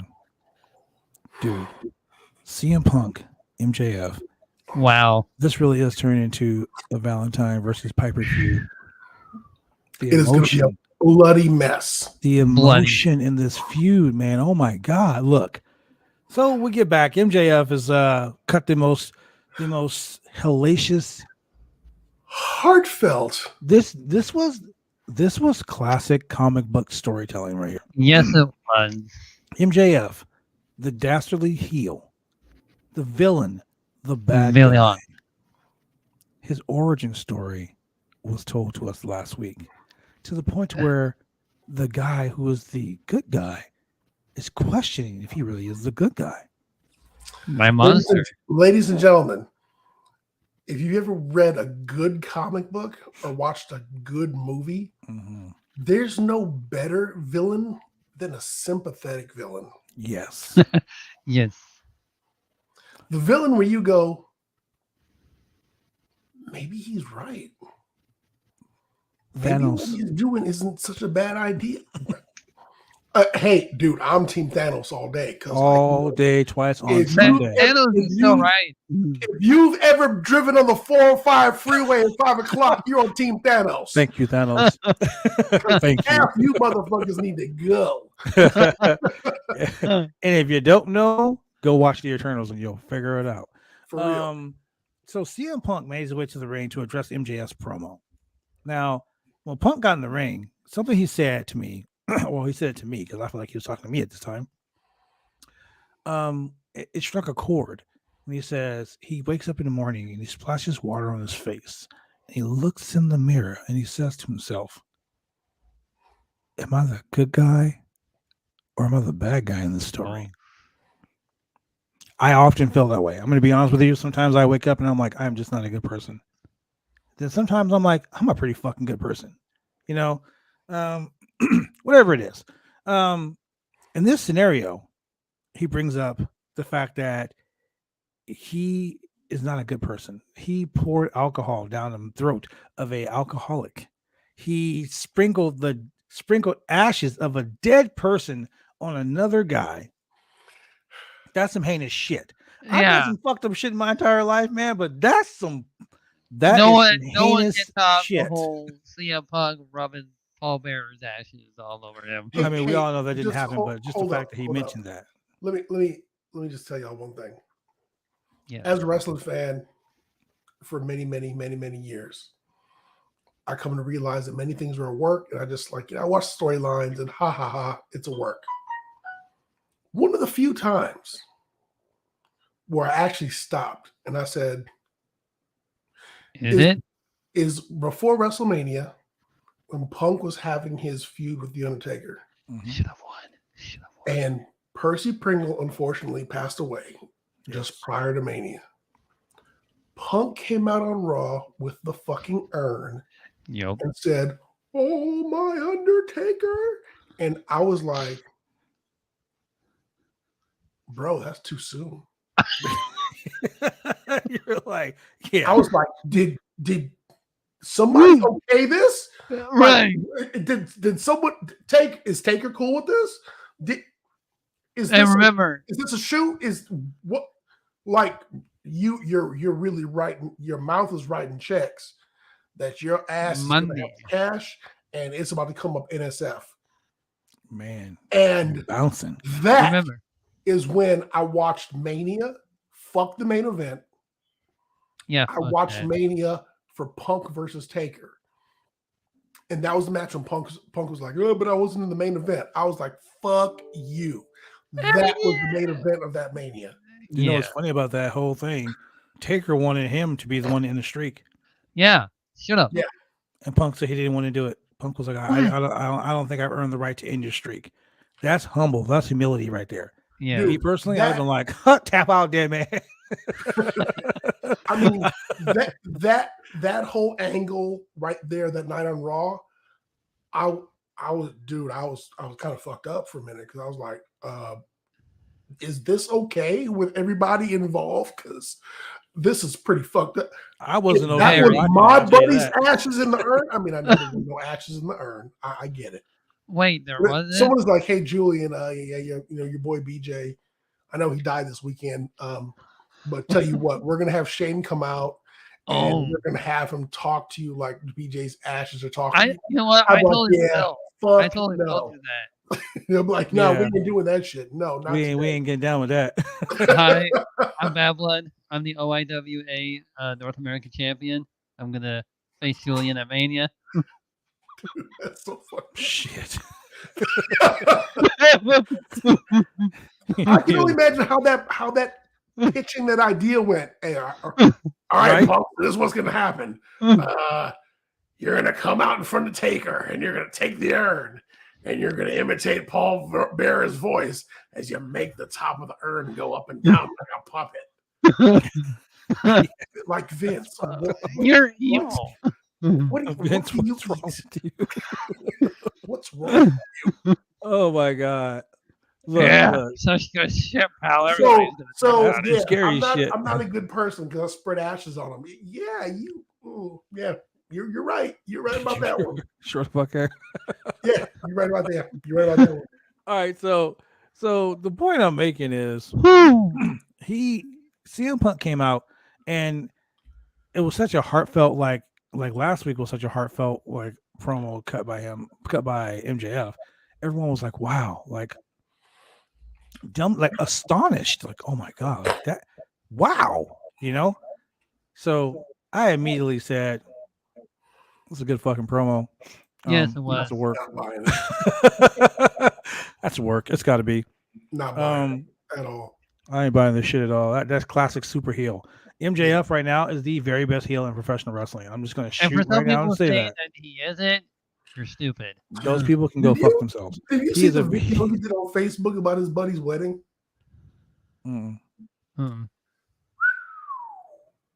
He was like, "Hey, I'm in the wedding. Congratulations. But you'll be divorced in about a year, and tell your wife to holler at me." Wow. Yeah. Wow. Oh shit. I mean, I think the worst thing I've said to someone was I walked up to this kid who was talking shit to me last week, and I looked at him, I looked at his mom, and I said, "You need to shut your damn mouth before I become your stepfather and lock you in the basement." And the kid just stopped yelling at me and just looked at me. And I looked at the mom and I said, "I'm in room 112." And I walked away. So over. Wow. I gotta stop doing that shit. It was funny though. That kid didn't say shit the rest of the night. So, but then he came and asked me for my autograph, and I was like, okay. So basically, CM Punk comes out and he says, "Hey, I've done some really dastardly shit in my life," and he goes on to lay out some of the things he's done. Then he says, "I can only like finish this if MJF was out here." So he calls MJF out. He remembers how MJF attacked Dean Malenko, who suffers from Parkinson's, and Dean Malenko is a true legend, and the fact that Dean Malenko got beat up by MJF made him like the biggest heel. That's like slapping a pregnant woman. Like that's some fucked up shit, right? Not that we condone that on this show. No. So he goes and he basically says, he's sorry and he just wants to wrestle him. And he talked about how Steve Austin was his idol, and when Austin quit, he didn't take his ball and when Austin took his ball and went home, he didn't go crazy and become an asshole like MJF did, but he told him like all the anger you have inside is going to ruin you. So let's just have a good match and let's start over. And he went to shake his hand, and I kept saying he's going to hug him. And when he stuck his hand out,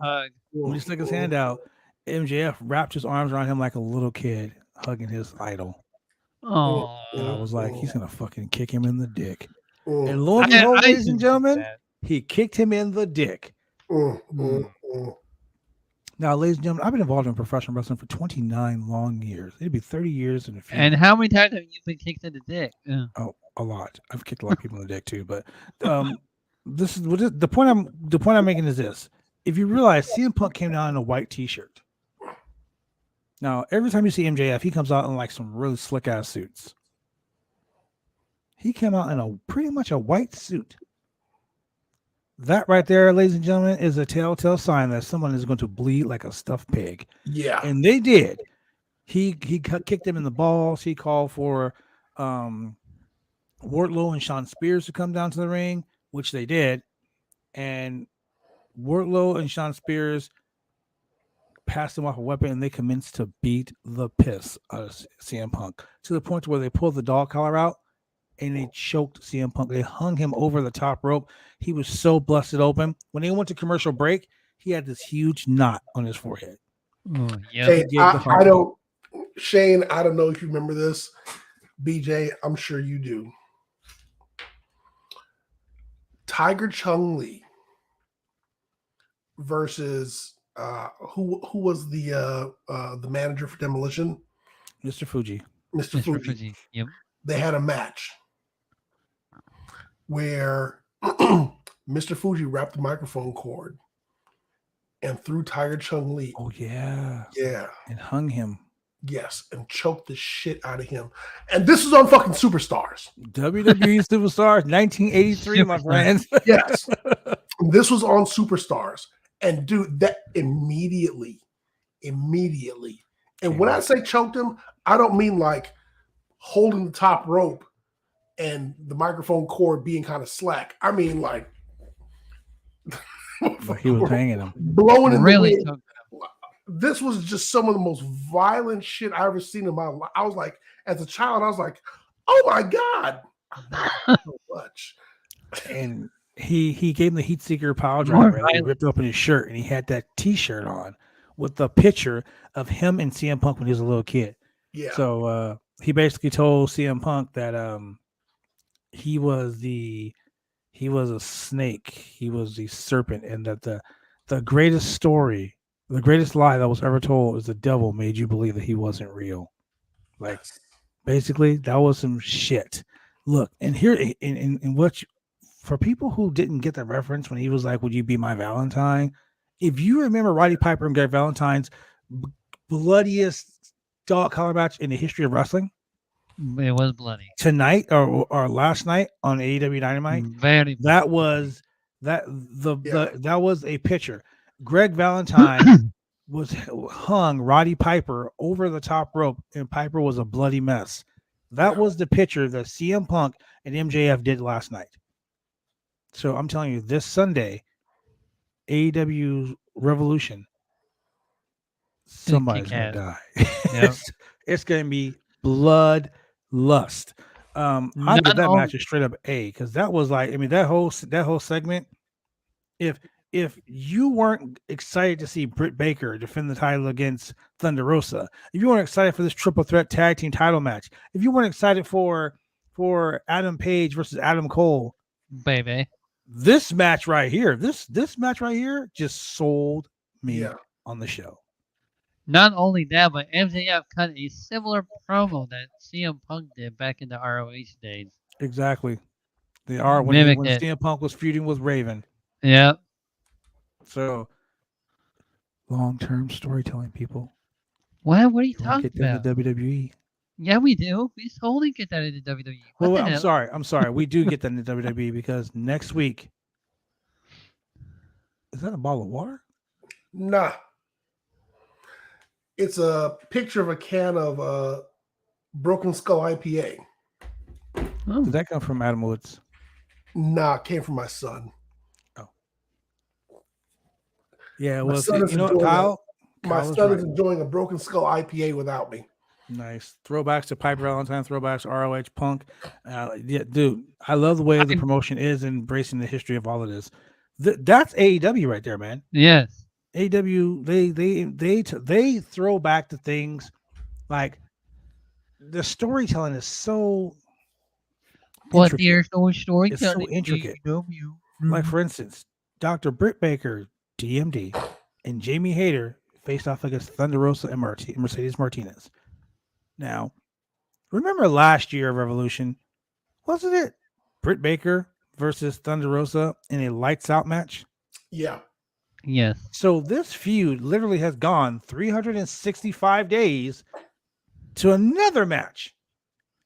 But the beauty of this is Britt Baker has went off and wrestled Riho. She's went off and wrestled she won the champion. Ruby Soho. She's went off and done several hundred other things.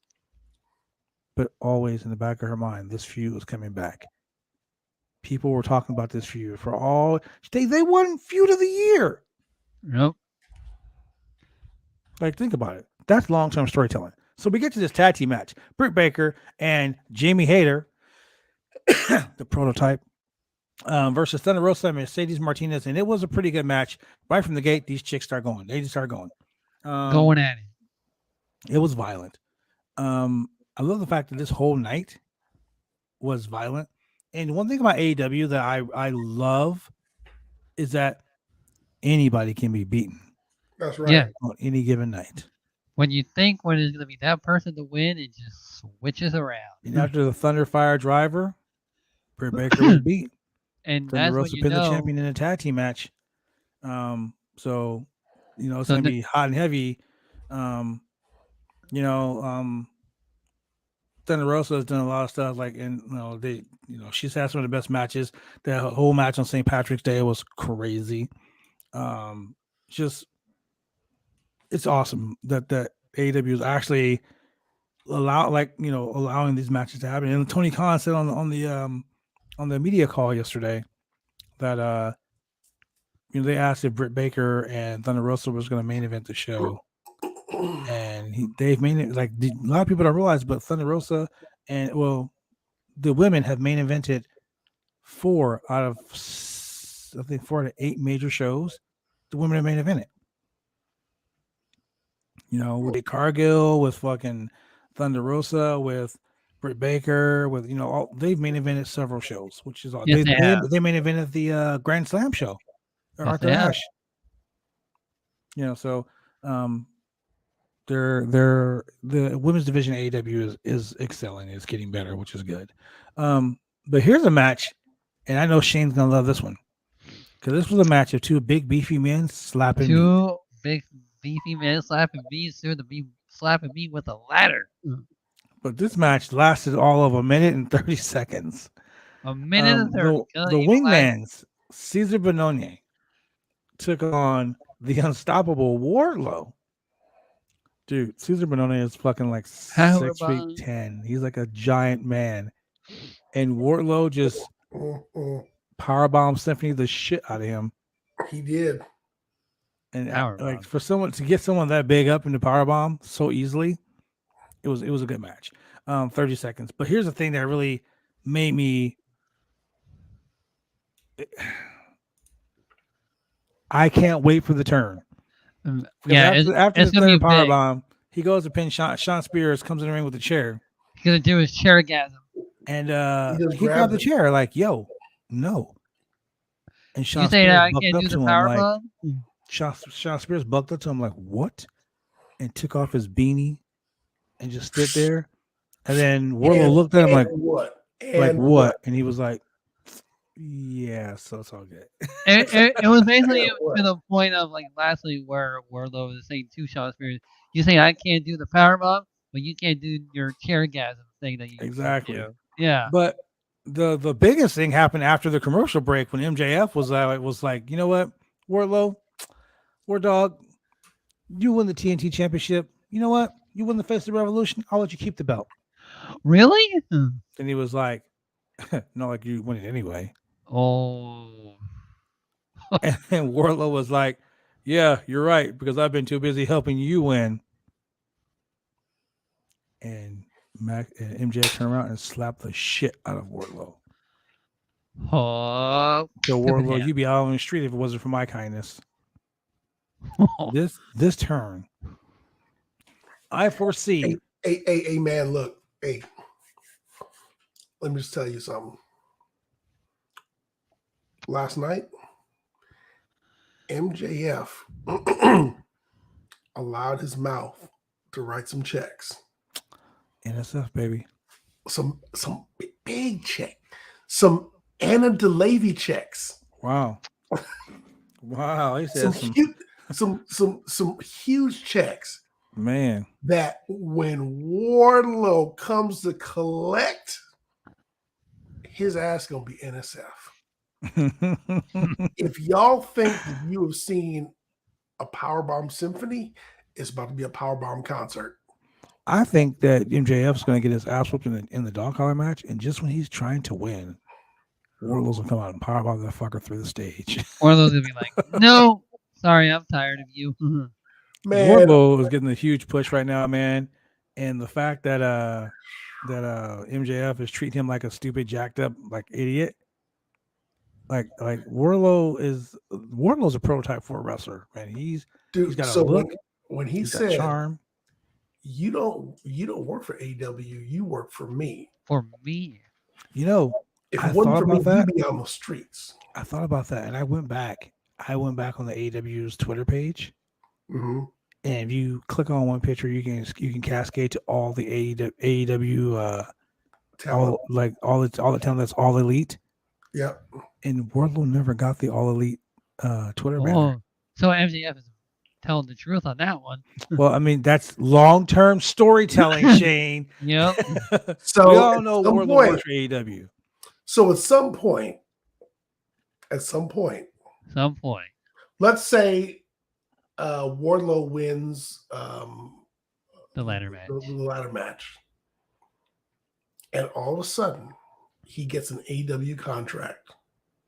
And yeah, All hell we'll is break gonna break loose. loose. MJF, MJF and Sean Spears, they gonna catch some hands. They're gonna catch some powerbomb symphony. That's what they're gonna catch. Hey, speaking of catching hands, that interview between Keith Lee and Powerhouse Hobbs. Ooh, oh yes. You waiting for that, aren't you? Oh man, another big beef and men slapping. Hey man, so all right, so I mean, we if you're a wrestling fan, you know who Keith Lee is, and you have seen Keith Lee. The angle that they shot Keith Lee from during that interview, you look massive. I was like, "There's some big motherfucker right here." Oh no, he a big dude. I met him at VIP in Texas. He's a big ass dude. I was like, "This motherfucker's swole." Like, I was like, "Is he sucking it in? Is he kind of flexing a little bit? Is he?" And, you know, Powerhouse was, I mean, kick your fucking ass, and I was like, "Yeah, I don't think you are this I don't time." think so. Man, I'm gonna wait and see him get tossed across the ring. Man, so the funny thing is, this is actually the second time I thought about that. If you look at him when he and Mia got married, the suit that he was wearing when he got married, I was like, that's a big man suit. That's a swole man suit he got on. He got that suit from Double XL. That Men's Warehouse. That was Men's Warehouse all the way. We got a suit that look good on you. Right. You know that? Yeah, he was. Right He was like, you like the way you look. Well, you like the way you look. We promise. You damn right. You like the way big you look. ass suit. I was like, shit, that's a big ass suit he got on. He could probably put a couple of kids in there, keep them warm overnight. Yeah, so we're talking about this ladder match coming up, and Shane, you better bring a box of tissue with you. Oh man. And I don't mean for your eyes, because you're gonna see all the big sweaty men, all the big meaty men slapping meats. Big meaty you slapping. can shake a stick at and buy a Wow, stick. I'm I not mean, nothing at a nothing. Slim Jim. You snap it. With ladders, with heavy metal ladders. Oh my God, man. Shane, leave the blue chew at home, my friend. Leave the blue chew at home. You know what? Woo! There's gonna be a lot of broken ladders in that match. Oh yeah, they gotta have some extra protection for ladders for this one. Sammy Guevara jumping on Cody off a ladder. Oh man, that ladder is gonna be like, no. Boom. Like, so that ladder was gimmicked. Yeah, it's gonna be one of those. You know, it's gonna be like, in that moment I knew I fucked up. Bro, the day I'm laying on the ladder and I see Keith Lee jumping off another ladder on top of oh me, my God, please. Say your prayers. Say your prayers. You're gonna die. But look, let's talk about something that's near and dear to my heart, because I feel bad every time I see this. And we talk about this every week. And I think it's the running joke. I think it's the running joke of the whole fucking show. Every time they do a thing with Sammy Guevara, they go to picture in picture. Every time. They're watching us. They know it. Who did he piss off? Who did he piss off in production? To wherever they see him coming out, they're like, oh shit, Sammy's coming. Go picture a picture.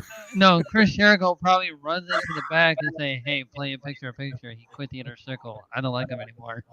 Like picture right now. Bro, I was sitting here. I was doing work on this screen. I had AEW on this screen, and I saw the Spanish God, Sammy Guevara. And then I was like, picture in picture. Picture in picture. I was driving in my car, going to see the Batman, and as I'm driving, I look down the screen because I'm glancing at the screen. I'm glancing at the screen. Doing an illegal thing. I have a big screen in my car. Don't worry about it. So I look at the screen and I'm like, oh, poor Sam. Picture in picture. Every time. There is nothing worse than picture in picture when your phone is on landscape. Yes, and you're like this little ass square, and I'm like, can I see it? I'm driving. I can't look at that little ass square, but you have to be like Christian. It'd be like this. Oh my god! Why, Sammy? I just want to see the cards without the picture-in-picture for once, man. I just think that Sammy pissed somebody off real bad, and the fact that he pissed them off real bad, they're like, "Yes, we're just gonna go ahead and put you on picture-in-picture, bro. How about that?" You know what? That's gonna be a new category for predictions champion. Wow. Will Sammy be picture-in-picture this week? Sammy be picture-in-picture. I'm gonna lose every time. No. We are live. I'm just gonna be like, yeah, I lost. There you go. Oh my god, picture. I mean, Julian, you do got that money in the big briefcase, and there you can cash in the that briefcase for the podcast title. Just saying, you know. Shane, can I ask you a question? Yes. What the fuck are you talking about? I mean, I'm just saying he can really cash it in. You can just do it next time in California. Oh. Okay, let's go on. Yeah, let's go on with the review. Yeah, Shane. What? You know, I'm the great muter. Go ahead and mute Shane so Shane can shut up. So we go to the main event of the evening. 6-man tag team match. Now, it's the Dark Order with Hangman Adam Page. We're talking about John Silver and Alex Reynolds as they take on Red Dragon and Adam Cole, Bay. So should we call them the Undisputed Era? The Undisputed Dragon? The Undisputed Elite? Undisputed Dragon Elite? The Dragon 2 men and a baby. I'm sorry, 2 men and a baby. Wow. Oh, I like that. Baby Dragons. Or Adam Cole and the baby. 2 men and a baby. 2 men and a baby. Adam Cole and the Chug. So anyway, Hangman Adam Page, John Silver, and Alex Reynolds to the Dark Order, and 2 men and a baby, and a 6-man tag team match that was a trios match. This match was crazy. Back and forth, 6-man tag team match. Everything that possibly could happen in this match happened. It was really cool that Alex Reynolds, that John Silver got so much heat. The dude is amazing. The dude can work with the best of them. He is so over. Alex Reynolds is fucking great himself. But the crowd was excited when we finally got Adam Cole versus Adam Page right in the middle of the ring. And then he started throwing hands. I think the story here, if you look at Adam Page, the Hangman, he has adapted to every person he's wrestled. Correct. He had to be a 90-minute man when he wrestled when Bryan Danielson wrestled him. So he learns quickly. He learned how to be a 90-minute man. Yeah. He had to be a super hardcore guy when he wrestled a Texas death match against Lance Archer. So with Adam Cole basically is like, yo, you may be able to do all that shit, but I'm an entertainer. I'm the better Adam. He's like, you got to come out here and have all these crazy matches and do all this other crazy shit. I literally can walk out and have the whole crowd chanting "Baby" with me, which is right. Mm-hmm. I see after them taping Adam Page to the top rope and making him watch them as they beat Silver and Reynolds' ass until the rest of the until they were saved. I think that this is going to be a very good singles match. I do see Adam Page retaining the title, but I think we're going to see Adam Page pushed to a whole different type of limit. And I think that that's going to be a story arc, is that he needs to be the champion that adapts to every opponent he wrestles. So to match here's their styles.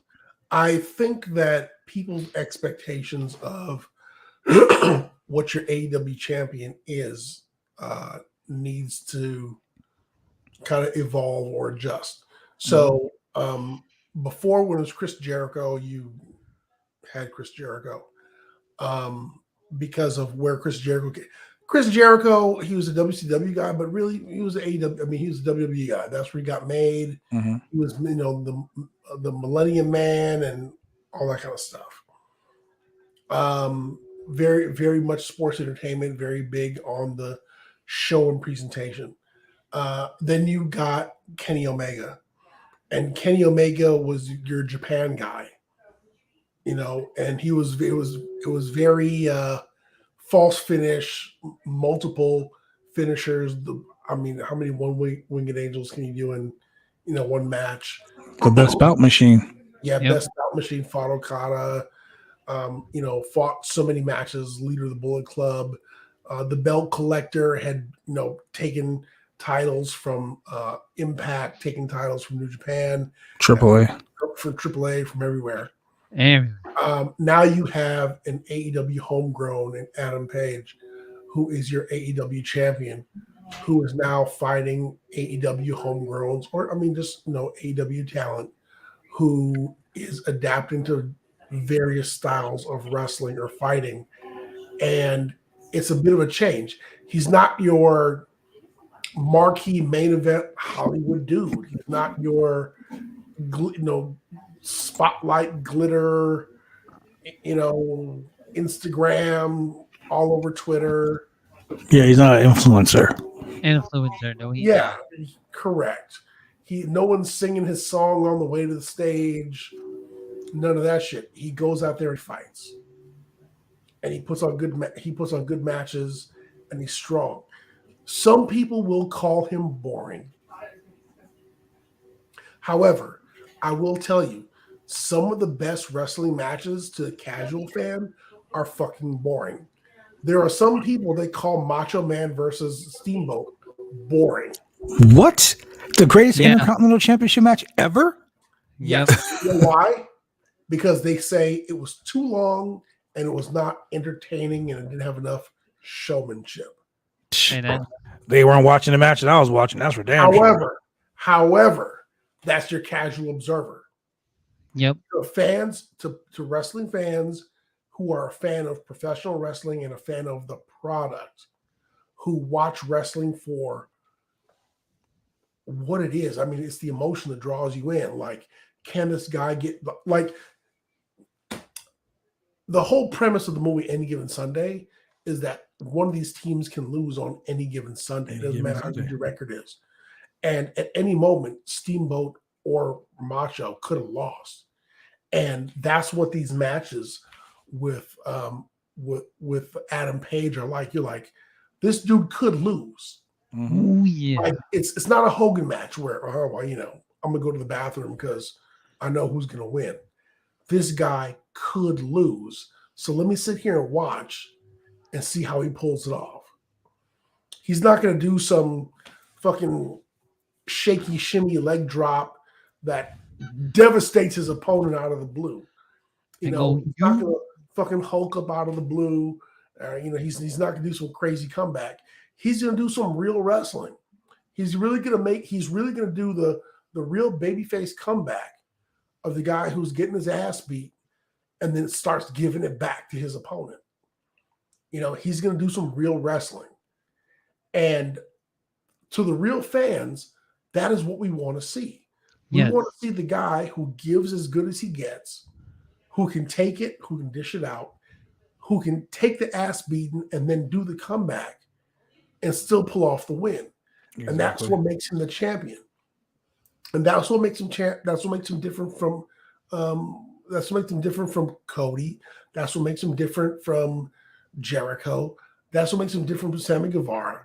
That's what makes him different from a lot of these other guys that are out there, because during his matches, you really do think that he might lose. Like during his match with the Murder Hawk, you were like, this dude might lose. But that's not a slight on him being a champion. That's just like that's telling you the greatest of the competition, you know. And that and like you and I have discussed so many times, when you cut a promo and you talk about your competition, you don't shit on them. You talk about how good your competition is, because you don't want to be fighting a zero or a nobody. Because if you're fighting a nobody, then why are you wrestling this match? You want to fight competition that really is competition. So the fact that he's wrestling somebody that is on his level or good enough to be in this championship match means that he's wrestling someone that's on his level and who can give him a fight, and that he could possibly lose, but he doesn't lose. He still wins, and that makes him a true champion. And that's what's refreshing about Adam Page being champion. I like that. I like the fact that you brought that up, because, like, honestly, that's it, man. Yep. That's what makes AEW different from all of the promotions. Like, yeah, it's not a lay down. It's not like, oh yeah, that's definitely gonna happen because this guy's gonna wrestle this guy. Of course, he's gonna win. No, it's a coin toss. Exactly. You may think who knows is gonna win, but they often switch it around a handful of times. It's not like hailing from Hollywood, Florida, Pork Chop Cash, and his opponent. I'll get over. I mean, come on. Pork Chop Cash ain't winning that fucking match. Yeah, he ain't winning that match. Pork Chop. And you're like, I'm rooting for everybody black. Okay, well, go ahead, but I'll tell you who's not going to win. Oh man. So with that being said, ladies and gentlemen, look, there's been a lot of cool shit that's going on today in professional wrestling. Yes, there is. I want to thank Cary for joining us here today. He's awesome. Hold on, let's go for the pole match, Cary. Not 3MB reunion. Of course, the come on, just try to talk to Vince about Cassidy Haynes just posted an hour ago. Saw the Batman movie today. Shit was fire. Okay, so Cassidy Haynes, I know you're watching this. We need to talk, because I've been waiting to talk to somebody about this movie that's actually seen it. Yeah. Hey man, tomorrow's Friday. You know what that means? My workload's not that heavy. Might use an AMC pass, go handle some business. I mean, make some sales calls. I have the Ringo scar, so I can just go see that too. Man, I'm excited for Ring of Honor to be back, man. That's what I'm talking about. I'm excited for Cary Silkin to get me Ring of Honor tickets. All of us.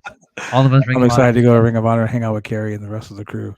So yeah, shout out to Tony Kahn. Tony Kahn, Kahn Coin is always welcome here on the Roundtable Pro Wrestling Podcast. You're just proving the AEW haters. Dang it!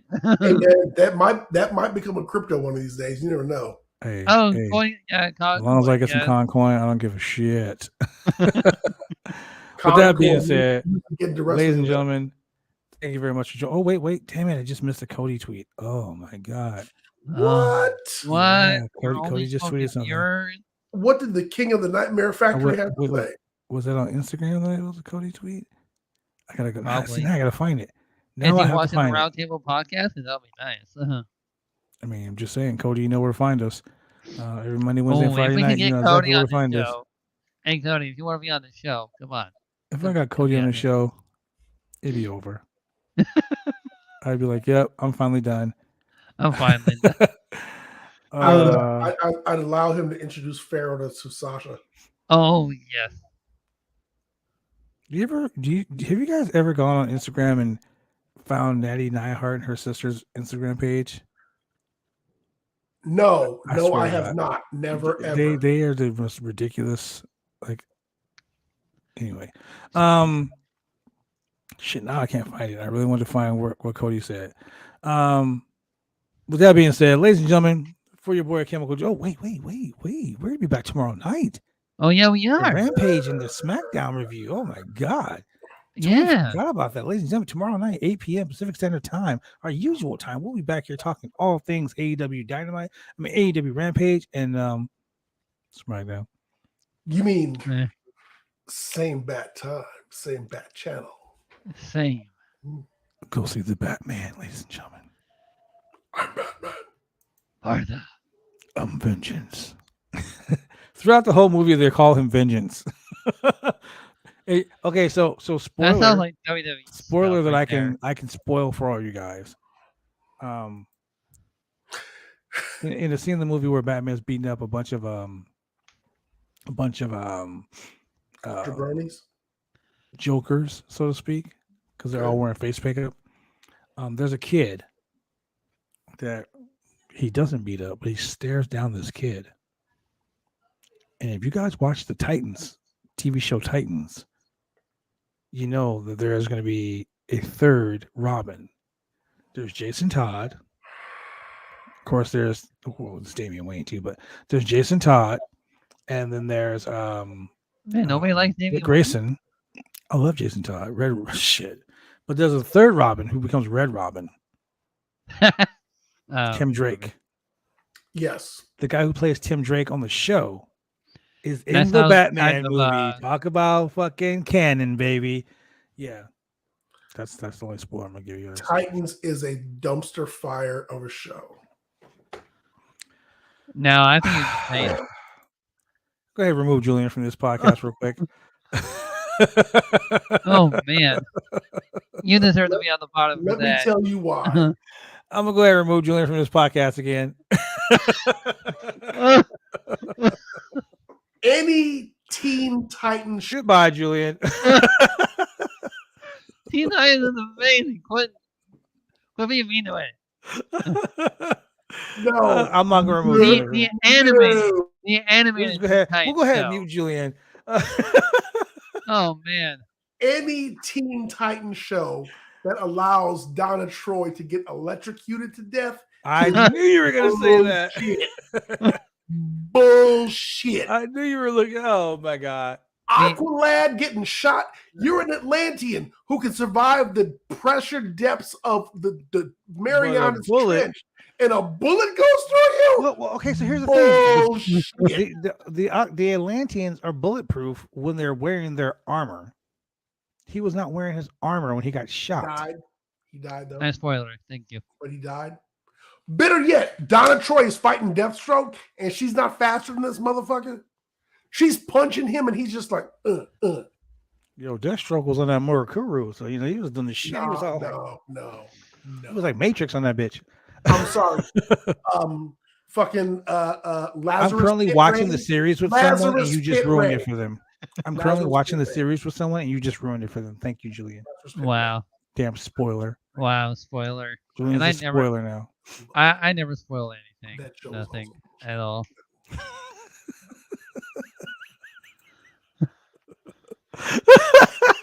We're just gonna leave Julian muted. But we can't leave Julian muted because he has a job to do right now. He has a job. Shit, I can't mute him because he has something to do. You got all the special effects money for all these other shows, but all you can let Changeling do is turn into a fucking green ass, a tiger you borrowed He from turns the into something else, dude. and you He pour turns some into green something paint else. on him. He turns into something else now.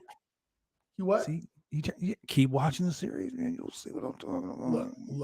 Look. Just tell the people where they can find us every week. Yeah, where? Hey, ladies and gentlemen, every week, if you enjoy the Roundtable Pro Wrestling Podcast and you're tired of watching Changeling turn into a tiger or a mosquito, damn it!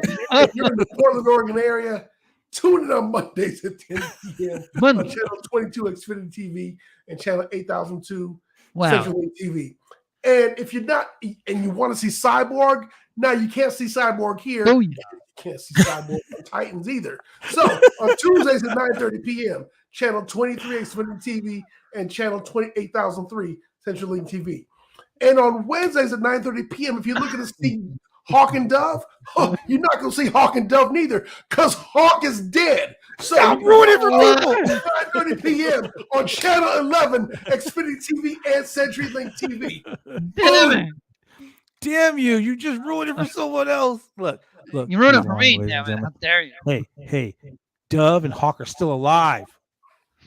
God damn you, season 3. You spoiled it You too. just Sorry, ruined it for them. you spoiled it. Anyway, You. Every time you buy a crowbar, you support the death of Jason Todd. why would you stop it? Jason Todd, he was bad at Those are the look, ladies and gentlemen. Those are the comments of Julian Smith only, and no, don't reflect those of the Roundtable Pro Wrestling Podcast or BodySlam.net. The wrestler crowbar. He Look, blocked. once again, Julian is muted. God damn you, Julian! Stop ruining Jason this. Todd. Look, Jason Todd has entered the chat, and so has Crowbar. Look. The people who are watching the show with me, you are just ruined it for them. I hope you How pee on freaking yourself in dare the you? middle How of the you night live and you're yourself at searching night? for some water. Exactly. Stop ruining shit. Stop it. Right now. Stop it. Just one thing. Don't make me grab off Lashley. I didn't know that Lenny and Lodi were gay. What? No 1-900 numbers in the 80s also supported the death of Jason Todd. Wow. They sure did. That's right. 1-900 These 9900. motherfuckers voted in. Oh my God. They were like, yes, please kill that motherfucking wrestling comic book fans, y'all as bad as wrestling. Well, shit, he's the same. I mean, yeah, they are. They really are. Look, my boy's talking about that 1-900-909-9900, ladies and gentlemen. I wasn't even born in the 80s, but I know what Hey, if you don't know, you don't know. Why don't you go call that number and find out? 1-900-909-9900. I'll probably get a disconnected message. Sorry, this is Jesus no longer Christ. You spoiler. Spoiler alert. Don't go see the Batman because of Julian, because he probably will tell you the ending before the fucking movie. Hey, man. Oh, man. You just ruined everything. How dare you? I'm gonna go take a shower and I'm gonna cry in my shower because of you, Julian. I'm like, I hate you, Julian. You ruined it. But ladies and gentlemen, if you want to listen to us while we're driving around, you can go on Google Podcasts, Apple, Spotify, Pandora, Amazon Music, iHeartRadio, and all the major podcast platforms. If you want to find out about some cool news like this news about Ring of Honor, you can go to bodyslam.net for all your news and wrestling needs. That is www.bodyslam.net. If you want to buy some cool hats, t-shirts, hoodies, beanies, all that cool shit, you can go to www.503originals.com. That is www.503originals.com for all your cool shit. Whoop, whoop. Julian. That being said, you know what, ladies and gentlemen? I gotta say this before we go. What? You can find me on Twitch. Oh, yeah. If you want to find a good place to watch your video games played, you can go to twitch.com/Husky518. Yeah. Go like, click, and subscribe. But if you want to donate to bodyslam.net to help keep the website going, so we can give you a wide variety I'm doing this stuff for free of pro wrestling and MMA content, you can go to www.slamchats.com. That is www.slamchats.com. Become slamtastic. Cash out $10 for Taco Bell. And for your you're boy, calling from Nigeria, just put it in. you want to know? And say, hello, man. I speak to Almost. We want to talk to you about your. Slamchat.net. We want to talk to you about your. Wow. Oh my God, ladies and gentlemen, thank you for joining us here on the Roundtable Pro Wrestling Podcast. For the man in the chair, Shane Husky. For the spoiler man himself, Mr. Chemical Jim, I am the franchise. And we will see you guys tomorrow night. We'll be kicking it live here, 8 p.m. Pacific Standard Time. Peace.